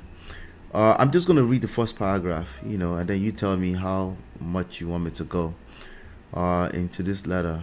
Like I said, on the last episode, we talked a little bit. You gave some opinions with regards to certain misconduct by certain people, certain persons, with regards to proper protocol, where in the event of in the sad event of the passing of a king of a kingdom, and you made some points known, some of the concerns that you had, and most likely, I'm probably not privy to a lot of them. I'm just learning some of this for the first time. But from the little I know, this letter is completely unwarranted. I'm just going to read the first paragraph, and they tell me how far you want me to go, and tell me to stop when you're ready. Okay. January 11th, 2024. Reuben Oladimeji Abitogun's evil. malicious dishonesties, deceitful maneuverings, and endeavor to undermine the peace and stability of Ayede Ogbese. A statement by family members of deceased Alayelua Oba Ajibola O Oluyede and representatives of Ayede Ogbese Kingdom. Our attention has been drawn to a video circulating online which featured an interview by a certain Reuben Oladimeji Abitogun on his SharpEdge News online portal. This is called SharpEdge News TV on Facebook and YouTube, just in case you want to check it out, where he, inter alia or alia, I'm not sure what that is, made inter alia, thank you. And did you notice that they called us SharpEdged? Oh, it's SharpEdged. Okay. All right. It's SharpEdge News TV on Facebook and YouTube. That's telling on their on the quality of brain they carry. Let's go ahead. Wow. Ooh. All right. He made various spurious allegations concerning the recent demise of HRM Oba Raphael Ajibola Oluyede Isheolua II, the Alayede of Ayede Ogbese. Ordinarily, we would not have dignified Abitogun's histrionic, attention-seeking, blatant lies and vituperations with a response. We are, however, constrained to respond and hereby set the record straight in view of the potential of this man's devious plot to malign the unblemished reputation of the beloved Olori of our deceased monarch, to denigrate the legendary prominence of our said monarch malevolently and unjustifiably, and in so doing aggravate and undermine the peace and stability of the Ayede Ogbese Kingdom. It is pertinent to state that from the onset as follows. 1. Reuben Oladimeji Abitogun abdicated his erstwhile role and duties as Odokwetu of the Ayede Ogbese Kingdom well over a year ago, and has since not been seen at any meeting of the Alayede. Please, may I first comment on that? Sure. Number one, I never abdicated. Yes, I've not been seen in the community in the last 1 year. That is true. I left with the due approval of the king, of Raphael Ajibola Olaleye Oluyede II. And the terms and conditions of my coming on the stool as Odokwetu cannot be overemphasized. I was installed as the Odokwetu by the king, who was the late father of this Oba Raphael Ajibola Olaleye Oluyede. Okay. That was Isheolua IV, and this is Isheolua II. Part of that condition, it was made clear that I'm a diasporan Ayede Ogbese indigene. I lived in the United States of America. He said it would not matter. My journalism career will not allow me to also be your conventional, traditional high chief. He said it will not matter. And for your information, and really, you asked me a question on this, on the other platform, your platform, Man of Prestige. The other day, you asked me, my family, to the side of my father, to the side of my mother, were widely consulted.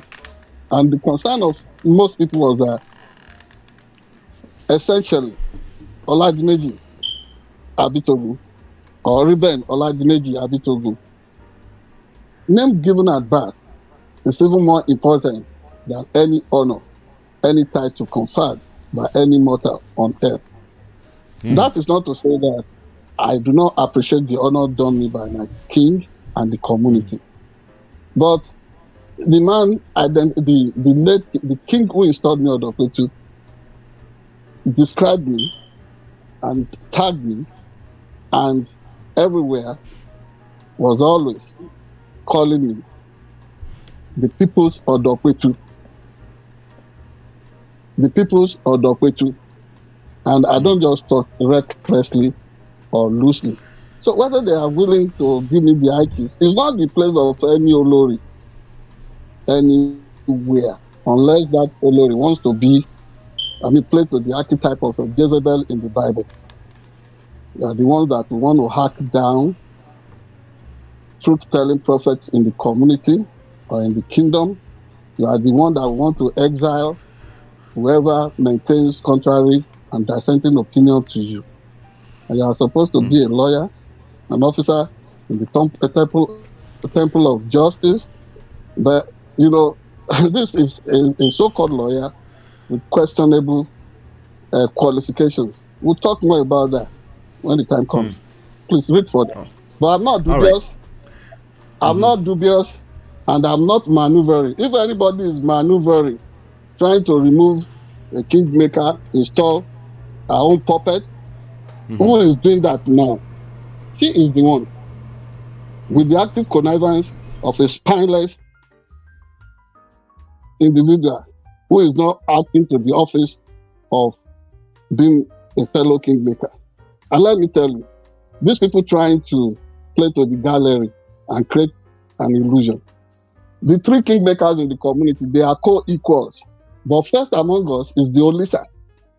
So to tout him as if he's my principal or what have you, he's not superior to Odokwetu, neither is he superior to Elemo.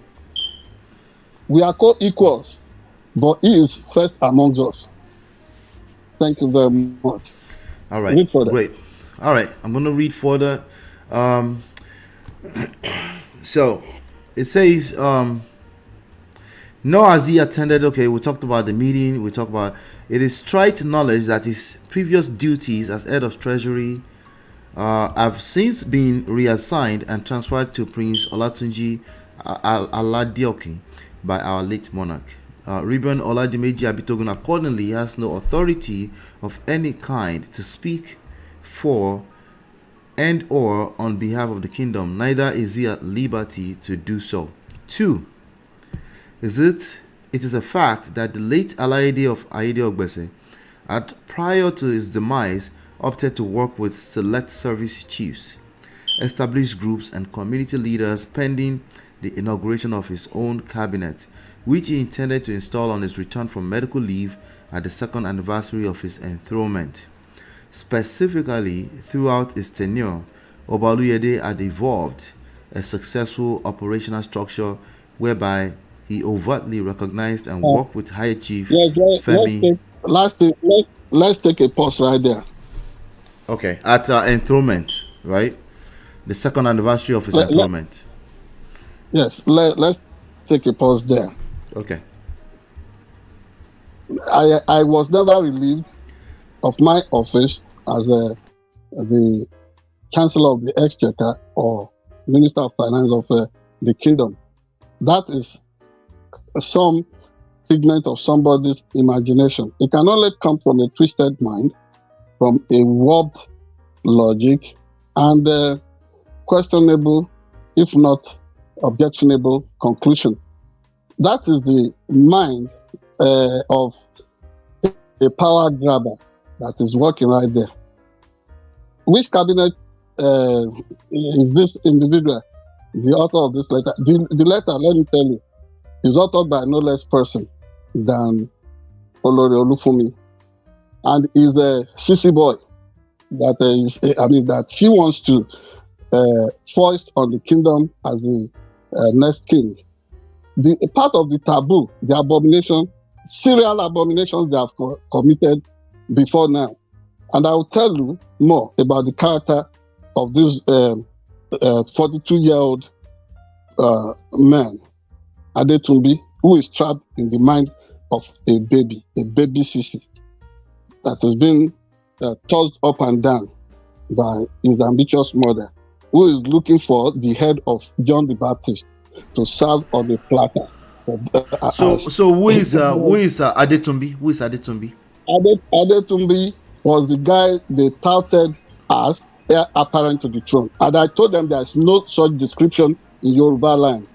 The declaration. I'm sorry, Chief. Is that person named in this letter or not? Oh yes. Is it the Prince Olatunji Aladeokin? No. Prince Okay. Adetunji, Prince Olatunji Aladeokin. Is that the Adetumbi? Adetumbi is the one. Is the one that is doing all this. While his father was alive, Adetumbi was behaving like typical an archetype of Absalom in the Bible. Bifurcated the throne, will go everywhere with the king's paraphernalia and staff of office, and people will be shouting "Kabiyesi, Kabiyesi." I warn them, this is a taboo in this community.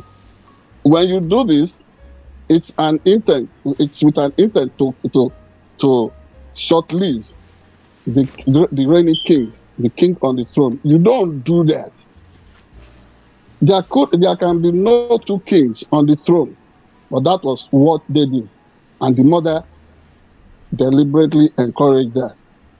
His conduct was consistently unpriestly. When his father was a priest, before becoming the king of the land, nobody went anywhere with him, with the staff of office, shouting "Kabiyesi, Kabiyesi." Prince Ajibade Oluyede, the eldest son. So this is the eldest son of the monarch who just passed on. That is what they are saying. They have not even announced officially to the community. That is the simple thing that I outed. That is getting them angry. But that is our tradition, and it cannot be circumvented. They must come to the palace with Igba Obile and let it be known to the palace, to the chiefs of the kingdom, the elders, everybody, that the king has departed. They have not done that. And customarily, that should be done by the first female child, the first daughter of the departed king. They have not done that. Instead of that, they are trying to cause confusion, manipulate everybody, do their maneuvering. I mean, this is on them, not on me. So this guy, even from very day, at the Thanksgiving service to mark the coronation of his father, December 19, 2021, in the church, this boy had his hat on throughout the time, and sat where Lisa and Odopetu and Elemo ought to have sat as the high chiefs of the community, as the kingmaker. And what was his title, Prince? That is what it would be. But that was where he went to sit. That was not his place. He's about capturing the throne. And so Chief, let me make sure I get this straight. So sorry to interject. The person you're talking about, the actual name as named in this letter is Prince Olatunji Aladeokin. Is that correct? No, that is not Olatunji Aladeokin. Aladeokin is just being railroaded into their sinister agenda. It's not involved. For your information, they went to scan Aladeokin's signature on the letter you are reading. Gotcha. Everybody, yes. Olatunji has explained his innocence about what they have done. This Olori is so desperate, looking for people that would join the perfidious gang that want to take over by crook or means. What would be the motive? What is the outcome that you think she's going for? What is the outcome that she's going for? Shooting for. Let me tell you. For example, if she's not being wrong-headed in the direction she has chosen, this is somebody who, when she got I mean, when the husband, she was not the one that was enthroned. When the husband was enthroned king, she told everybody that, oh, this is their own dispensation, and that the king's mother, who was an Olori, and probably the most senior Olori in the kingdom now, has had her time, and that she, like they would say in Yoruba, social, what's it called? Social music parlance, the Fuji musicians, that Mama, Chimama Lo Sempe, that is their own dispensation, is their own time. Wow. And you know, Mama ever cultured everything about her. Even when you go to her, one will even let her know that somebody has really offended you. He makes peace with everybody. But this troublesome Olori, instead of because they have indicated in their letter that, oh, she's mourning, she ought to be pitied, it's all pity party. Right. What has that got to do with upholding the tradition of the kingdom, of the community, of Yoruba people? She wants to. So, in your opinion, that's just all emotionalizing the situation. Yeah, whipping up emotions. She's trying to, you know, I was big in reporting and speaking for the rights of women and standing up against traditional harmful practices against women. This does not qualify as one of those. That is the optics she's trying to create. She's not mourning the husband. She's not mourning the husband. Instead, she's trying to project a kind of influence, a kind of attitude that is not even in her place. Mm-hmm.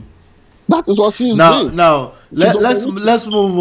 I want to talk about this. This number 3. So number one, right? So number one, mm-hmm. She said the mother's, the husband's mother, her mother-in-law, old Olori, should go and sempe. What is she doing? Try to hijack the process. She is the one that has said through the internet. You know, in that letter, she's denying now that she has not done Facebook. You and I, we work. I mean, in the same environment, in the same office, and all that. Where did we see the news? The news of the husband's death? Was she not the one who announced it there?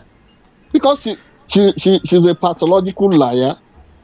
Permit my language, because she does not think she should respect my office as a doctor. She thinks she can undermine that. It's a thing of the mind. Where is I guess I Chief Elemo in all of this? I Chief Elemo, passed on. I mean, 2 years back. Okay, so there's nobody in that office right now. Yes, I Chief Elemo passed on in 2015. If 2 of the 3 I Chiefs are alive, we form a quorum. Okay, you understand? So that right now you don't have a quorum because the other person is taking sides with the Olori. No, we have a quorum. We have a quorum now. One out of 3 has passed on. There are 2 of us alive. That's a quorum. Okay, but there's an active division between the 2 of you that you are left now. That's what I'm saying. There's no division. There's no division among the chiefs. But this is the situation. The Lisa must choose where he belongs. He's telling everybody that his signature was scanned on the letter he was carrying around. It's a lie. Because he actively took that letter to go and meet the Yoruba Chief Mrs. Elizabeth Bello, the eldest surviving daughter, and the head of that household. See, this letter that we are reading purports that this is, this has been co-authored by leaders of the community and elders of Oluyede royal family. It is not true. Oluyede people are known to be people of integrity. They are cultured people. Successive kings, amongst them, they will uphold our tradition. That is what they still stand for.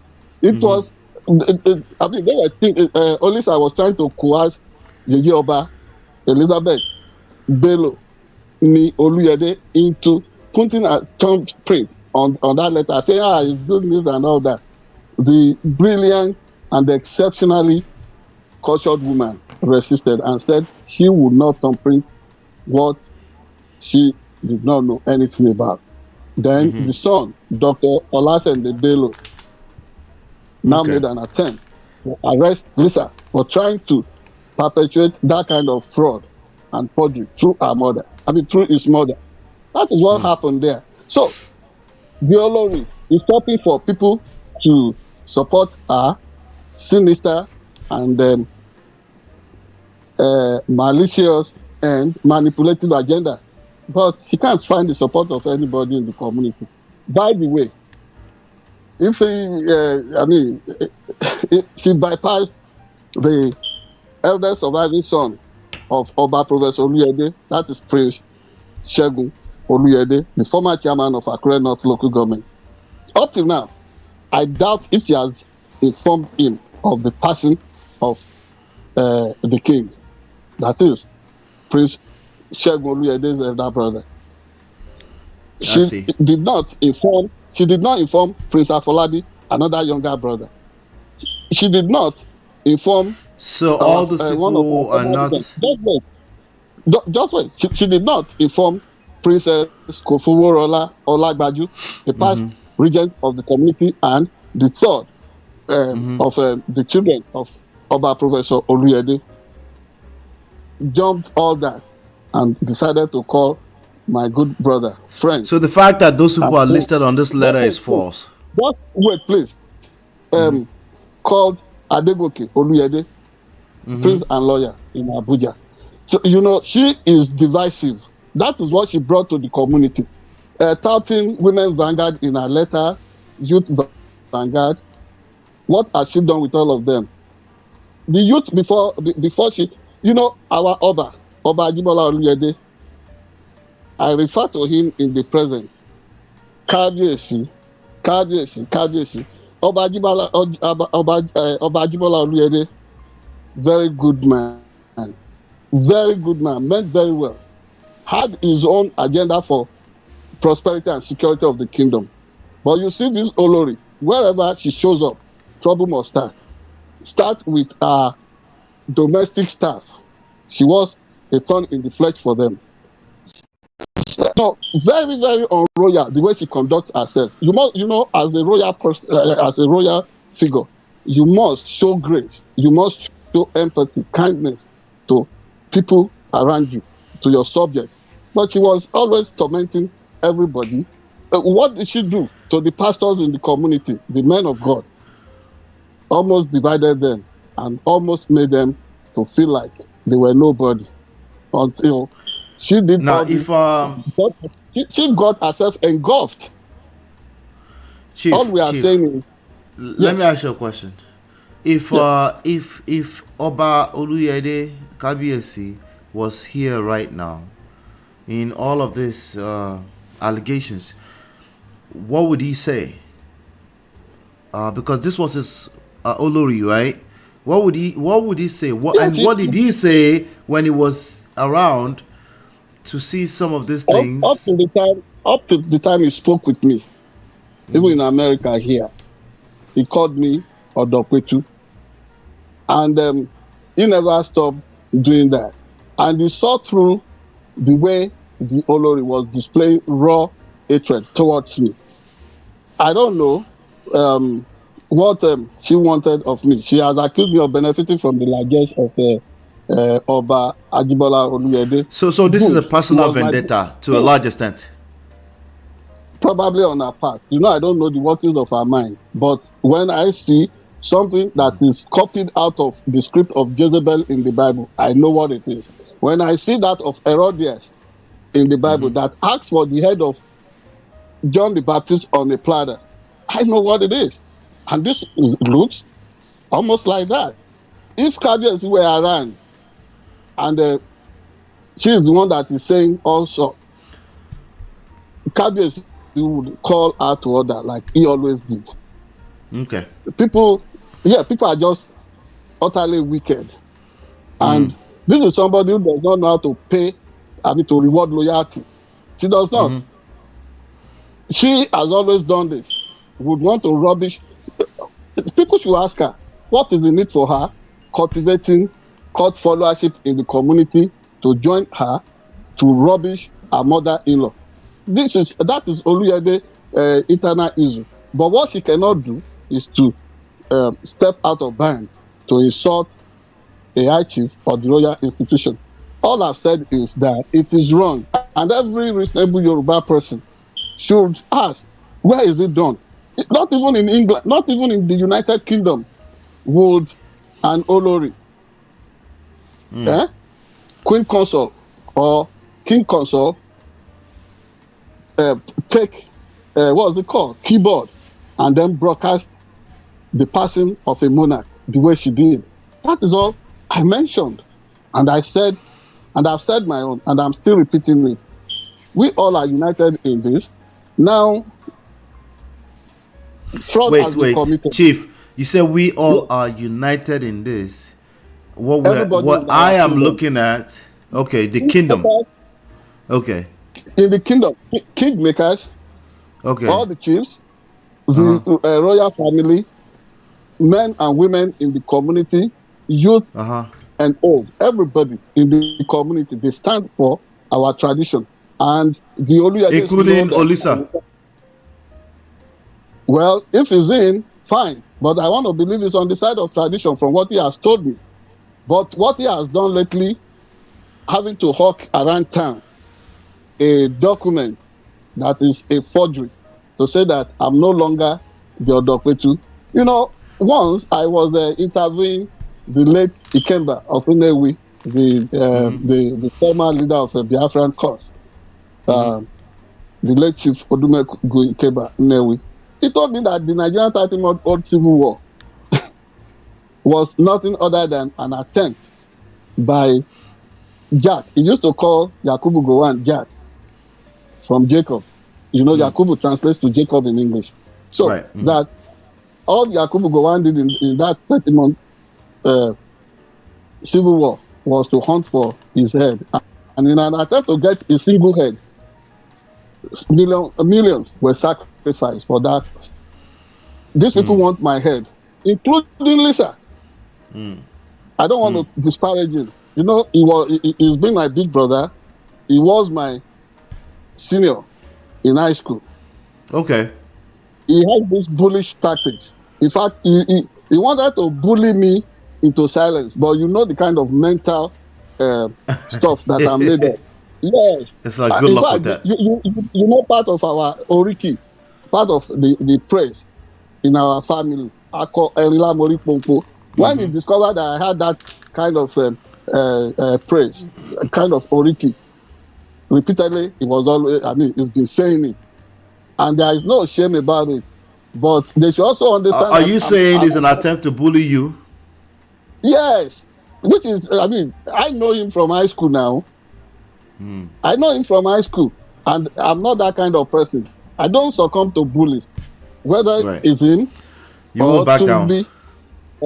No. I want to let you one way now. You know, they are just too. They are just too.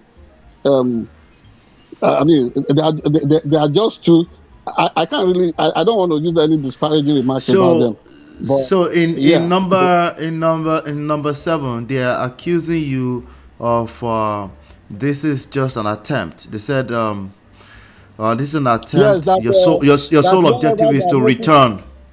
As they're saying your sole objective is to return unhindered as a kingmaker to elicit the financial gains attributable to that office. In so doing, his modus operandi is to cause rancor and disaffection within the Oluyede family. Please, I've read the letter and let me react to that. Please. The children, all the children of Oba Professor Oluyede are still alive. I was involved. Except. Please. Except the late Kadesi. But I was involved on his coming to the throne as a youth activist. I was not a kingmaker then. But I had become a kingmaker when his successor, Oba Ayodele Oluyede, came on the throne. They should ask his children if I ever take a dime from anybody in the process of kingmaking. I do not. They themselves are there. Unless now that they cannot be trusted. I mean, this Olori and this troubled son, Adetumbi, Let them step out to say, I took a dime. Other than, yes, there were times their father was on my clientele, was a client to me in terms of media-related stuff, and he had to pay me for my services. You are involved in my media operations. My younger brother, Ayodeji Abitogun Rex in Abuja, is involved with us. If I worked, if I provided services, I should be paid. And I always told the Kadesi, you don't charge anybody so feebly. You are a very expensive lawyer. Why do you want me as a media manager or journalist to be wretched? That is the only thing that brought a what's it called? Monetary transaction between me and them. I don't charge anybody to become king. You know, the kingmakers are near conduit in terms of what the royal family must have prepared, their recommendations, their vetting, their compilations, and all those things. We are just mere medium for getting that across to the government and making our final selection. So whoever is thinking that, oh, this is about money-making venture, I have the records of what they have been transferring to whoever in the community to make sure that things are perverted. This is what I'm emphasizing. According to the declaration on who becomes king in Ayede Obese, every male child in Oluyede's family, every male in that royal family is qualified to run. To make it an exclusive preserve of Adetunbi is not only laughable, it is ludicrous, it is shameful, it is absurd, condemnable, and it is something that will never ever stand. How does this kind of things play out? Is this going to end up in some kind of negotiation, a talk out, a mediation? How does this end? Listen, tradition will prevail. Let me also tell you one thing. Ruben Oladimeji Abitogun.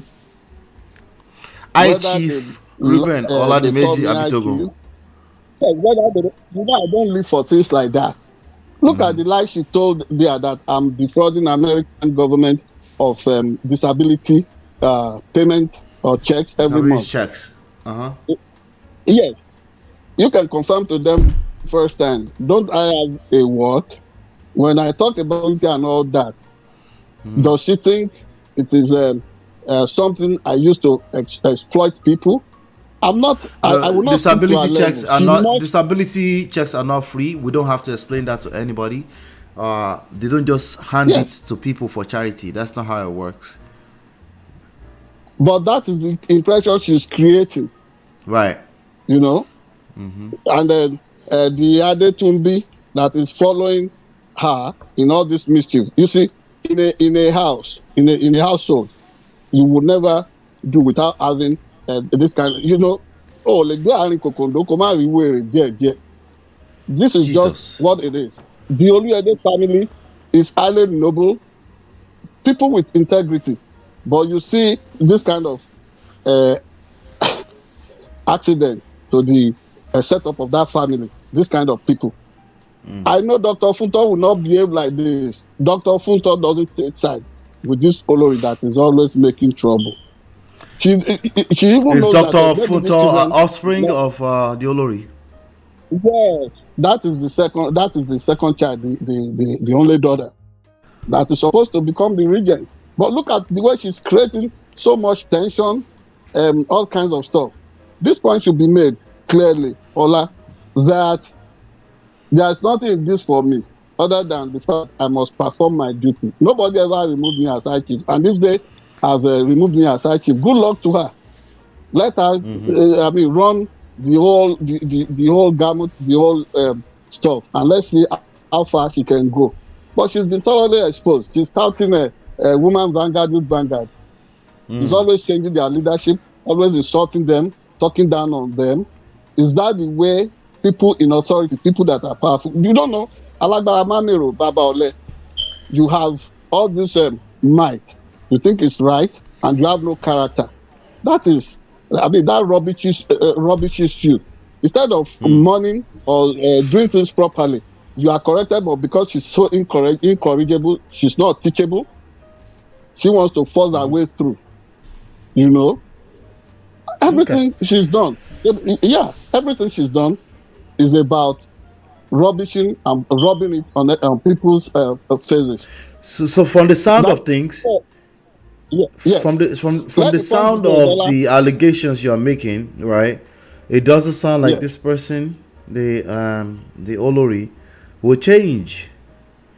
Doesn't sound like she will change, and that made me wonder how much power did she have in the first place to really destabilize. She does not. She doesn't have. She does not have that. Only that she has enablers. You know, she's done things serially. Single-handedly, rubbishing everybody. No character whatsoever. I mean, journalists all over the world should descend on Ayedeogbese Kingdom. Seek out our former drivers, the domestic servants and all that about our character. You know, no respect for anybody. You know they're going to accuse you of now asking or what do you call it? What is it that Trump did to the Capitol Hill, right? That when you ask journalists to descend on Ayedeogbese to start asking, they're gonna say you as one of the high chief, you're not asking. That is not. Please, Ola. No. Don't let us go there. I'm not saying they should go and cause insurrection. Donald Trump. No, not insurrection. Particularly from a journalistic standpoint, asking. Yeah, journalistic. Yes, they should go there to do a dispassionate research, do investigation, thorough investigation, and then let us know the character of this person that is standing against tradition and royalty. To want to force our own will on the people of the community. This is what I'm saying. So I'm going to rewind a little bit on that question, Chief. Does she really have the power to force her will? Is that a real thing? Does she have? She does not. She does not. She's engulfed. So how has this become? Herself. How has that become a concern that is not that the chiefs cannot really sort out? That's what I'm wondering. That's what I'm trying to get at. How, if she does not really have the power? Go ahead. The chiefs can sort it out, but you see, the motivation of one individual, whom she is playing up, trying to make that person feel that he has I mean, that is the beginning and the end of king making in the community. That is the number 2 to the king, the Lisa. That is what she is popping up. But let me tell you, that throne itself is able to put everybody in check. If you come there and then you want to be you want to be a pervert in terms of upholding standards, tradition, and justice, the throne knows how to deal with you. See, I don't want to talk too much about that. This is not even my fight. I can respect that. This is not my fight. If it's about tradition, even if she wants me to step aside and do anything, after all, I'm not a hungry person. When I was in Nigeria, I was in that community. I went into farming. You have heard of how well I did in farming. So this thing that is in our imagination that I enjoyed like jazz and all that. See, the Oba Raphael Ajibola Olaleye Oluyede, very good man. Oh God. There's something I struggle with. Yeah, right? But please, very good man. Generous almost to a fault. If he extended so much kindness to people like us and every other person, and the Olori now wants to begin to play that up to blackmail me, what a shame. So every other person should be careful how they accept whatever from this kind of individual, because they will turn around to make it look like, oh, without them you cannot live.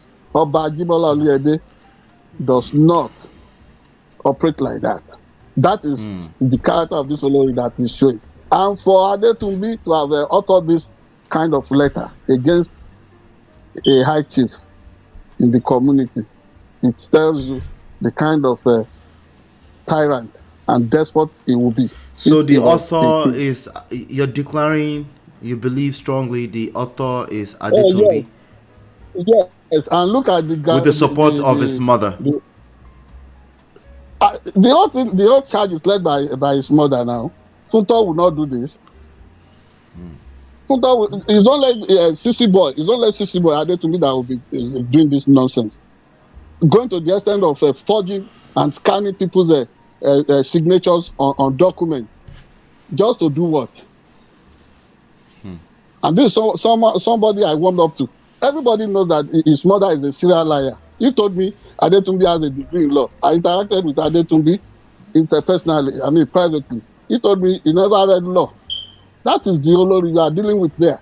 This is the Olori that went to the whole world to say that I had agreed with Lisa that everybody in the Oluyede household should fall in because Adetunbi will become the next king. I said, where did I tell her that?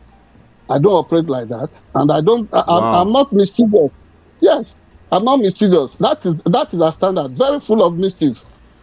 That is how I knew very early, and I told her husband, I told the king, this thing your Olori is doing, encouraging people to carry staff of office and be saying Kabiyesi, following your son is a taboo. You must stop it. Or this will. Where was the king when this was happening? The king will probably be out of town or needed somebody to represent him somewhere.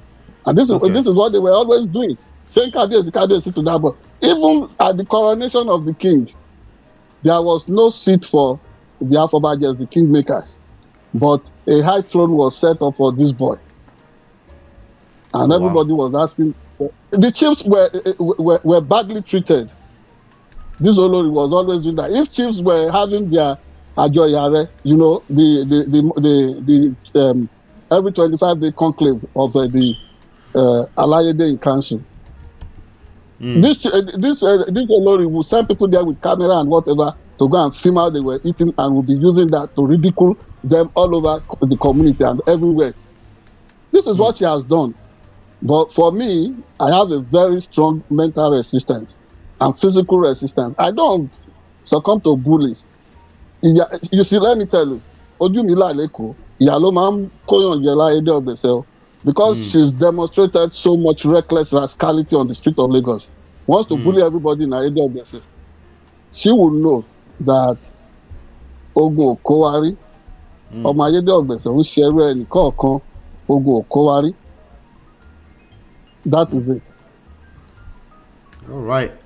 I'm sure we might get some kind of follow-up on this later on.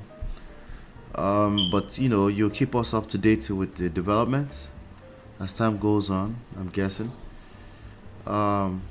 Yes, but, and she's planning to listen. She's planning to have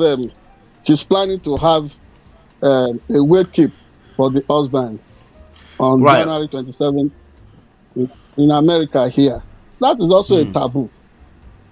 And in that letter, they are declaring her blue blood. What's my business whether it's yellow blood or jaundice? What's my business with that? Somebody who can mock, who can author a letter saying I'm collecting disability. What's our own health status? That letter, I'll be very honest with you, because your family, obviously, you're my uncle.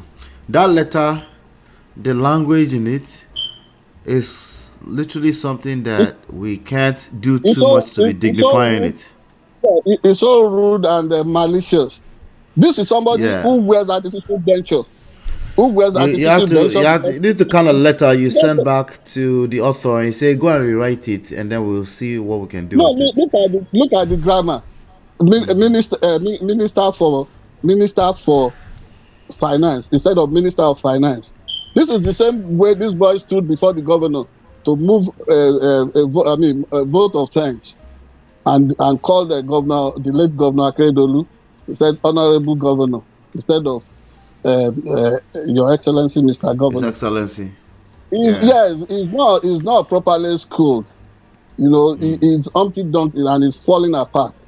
He should go. About how old is the person we're talking about? Like 30, 28? He's 42. Oh, wow. He's a grown up, but he's stuck in the mind of a child. He's a sissy. See, what he should do, he should go and atone for all that he has done in violation of the time-tested tradition of our royalty in that community. He should go and apologize to everybody in Oluyede's family. Up to now, this boy has not called his uncle, Prince Segun Oluyede. I doubt if he has called him. He has not called any other person. What they are interested in is playing one person against the other. Of course, you know, my good brother, Prince Goke Oluyede, is a gentleman lawyer to the core. Everything they are doing now, the young man just wants peace. Everybody wants peace. And like I said, there's nothing personal for me. But in trying to rubbish the throne, it is the throne of the Oluyedes. And, I mean, whatever they want is what they will do. Oladimeji Abitogun, Ruben Oladimeji Abitogun, like they would say, is not an obstructionist. I'm not an obstructionist. Whatever they want, whatever at least I want, let him get. There is nothing personal for me. God is taking care of me. After all, blind people like me on the street of Nigeria, they are carrying begging balls. Government forgets to take care of them. Even when government take care of me here, this is what these people are bringing to the public arena to want to ridicule themselves. They think American government will behave irresponsibly like people that Olori Olufumi has advised in government wrongly all our life. And then the cover she wants to remove the grace, the gracious cover she has always enjoyed from the Oluyede royal family. In her mouth, she was saying Oba had no money. He was the one who brought in. Where did she get the money? This is somebody who failed and was expelled from the law department in part 2 at the University of Ife, then now Obafemi Awolowo University. How did she do when she got to University of Benin, Uniben? Not an exceptionally brilliant lawyer, but you see Oba Ajibola Raphael Oluyede, man, a lawyer's lawyer. So, Chief, I didn't realize that. I didn't realize that I muted myself. I've been saying Chief for one minute straight. But let's do this, right? Let's do this again. Like I said, the tone of the letter is highly unprofessional, quite rude to the throne, not even to you as a person. It's quite rude to the actual throne and the kingdom of Aide Ogbese. And that's the tone of the letter. Yeah, and it's showing that Olisa and Olori, they have led a mutiny against our kingdom. Yeah, it's just outright. Like, if that letter is shared to any type of people that matter at all, they were like, who wrote this letter? It doesn't matter who you're writing to. Why would you allow this kind of letter to leave your desk? Yeah. That would be the first question. Is they were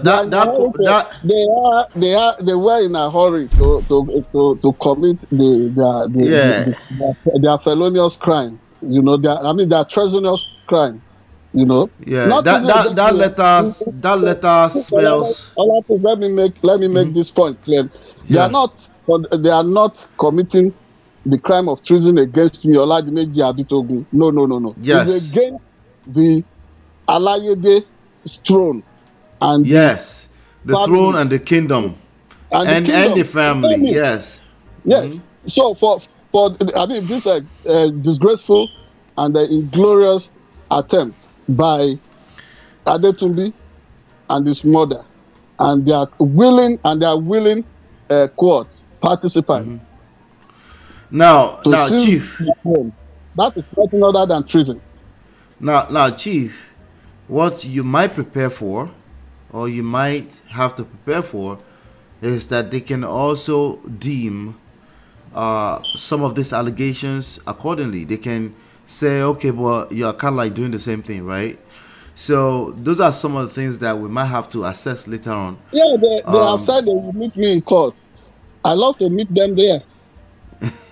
All right. Yeah. Because I saw you took your hat off in reverence Yeah, to it's the different. throne, In reference to the king and the to the throne. king, See, yeah. right? Let me tell So you. Ola, let me tell you. yeah, These coup plotters, these coupists, they don't even have. They are not Cassius Clay. They are not Muhammad Ali. They are not good pugilists. They are not. They have feet of clay, and very quickly they will unravel. and that's again, that's obvious with the tone of the letter. These are people who Bano Shima Sokini and Yoruba. These are people that they are misguided, and these are people that it's almost like with all due respect to the throne, they're misguided. These are people that almost got lost. They lost their Yeah, way into the place of power. It's a total misadventure for them. Yeah, they're not used to this type of things, and it's obvious. Again, that letter indicates lack of self-respect at every level.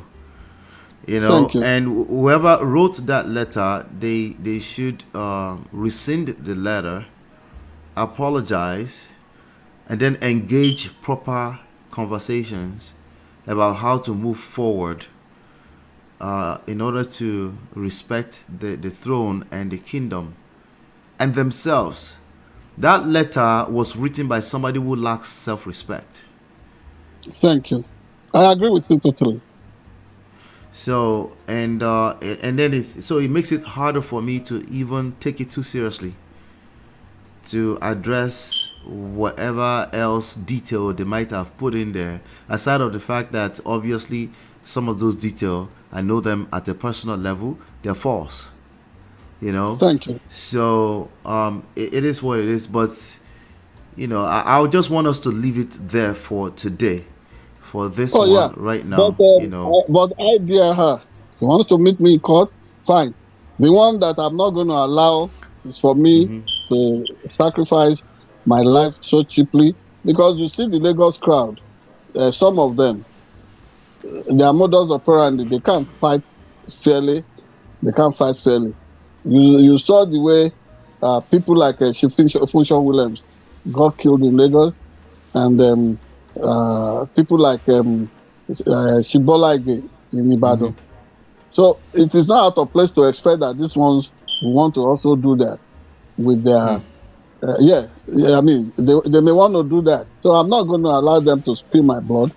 I will stay alive and give them the kind of resistance they deserve.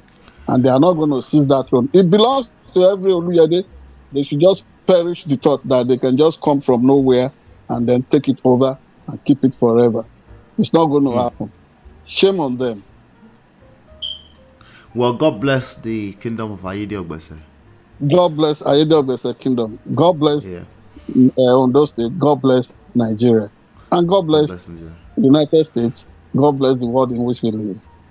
Absolutely. All right, that's a good place to end this one. For this one, this is another one for the books. This is Sharp Edge News TV. Please do us a favor, hit that like button, share, subscribe, follow, turn up your notifications so you're notified whenever we go live. We hope you have a fantastic week ahead. We'll be back here next week again to continue the conversations. Without any further ado, we'll adjourn this meeting. See you soon. Bye now.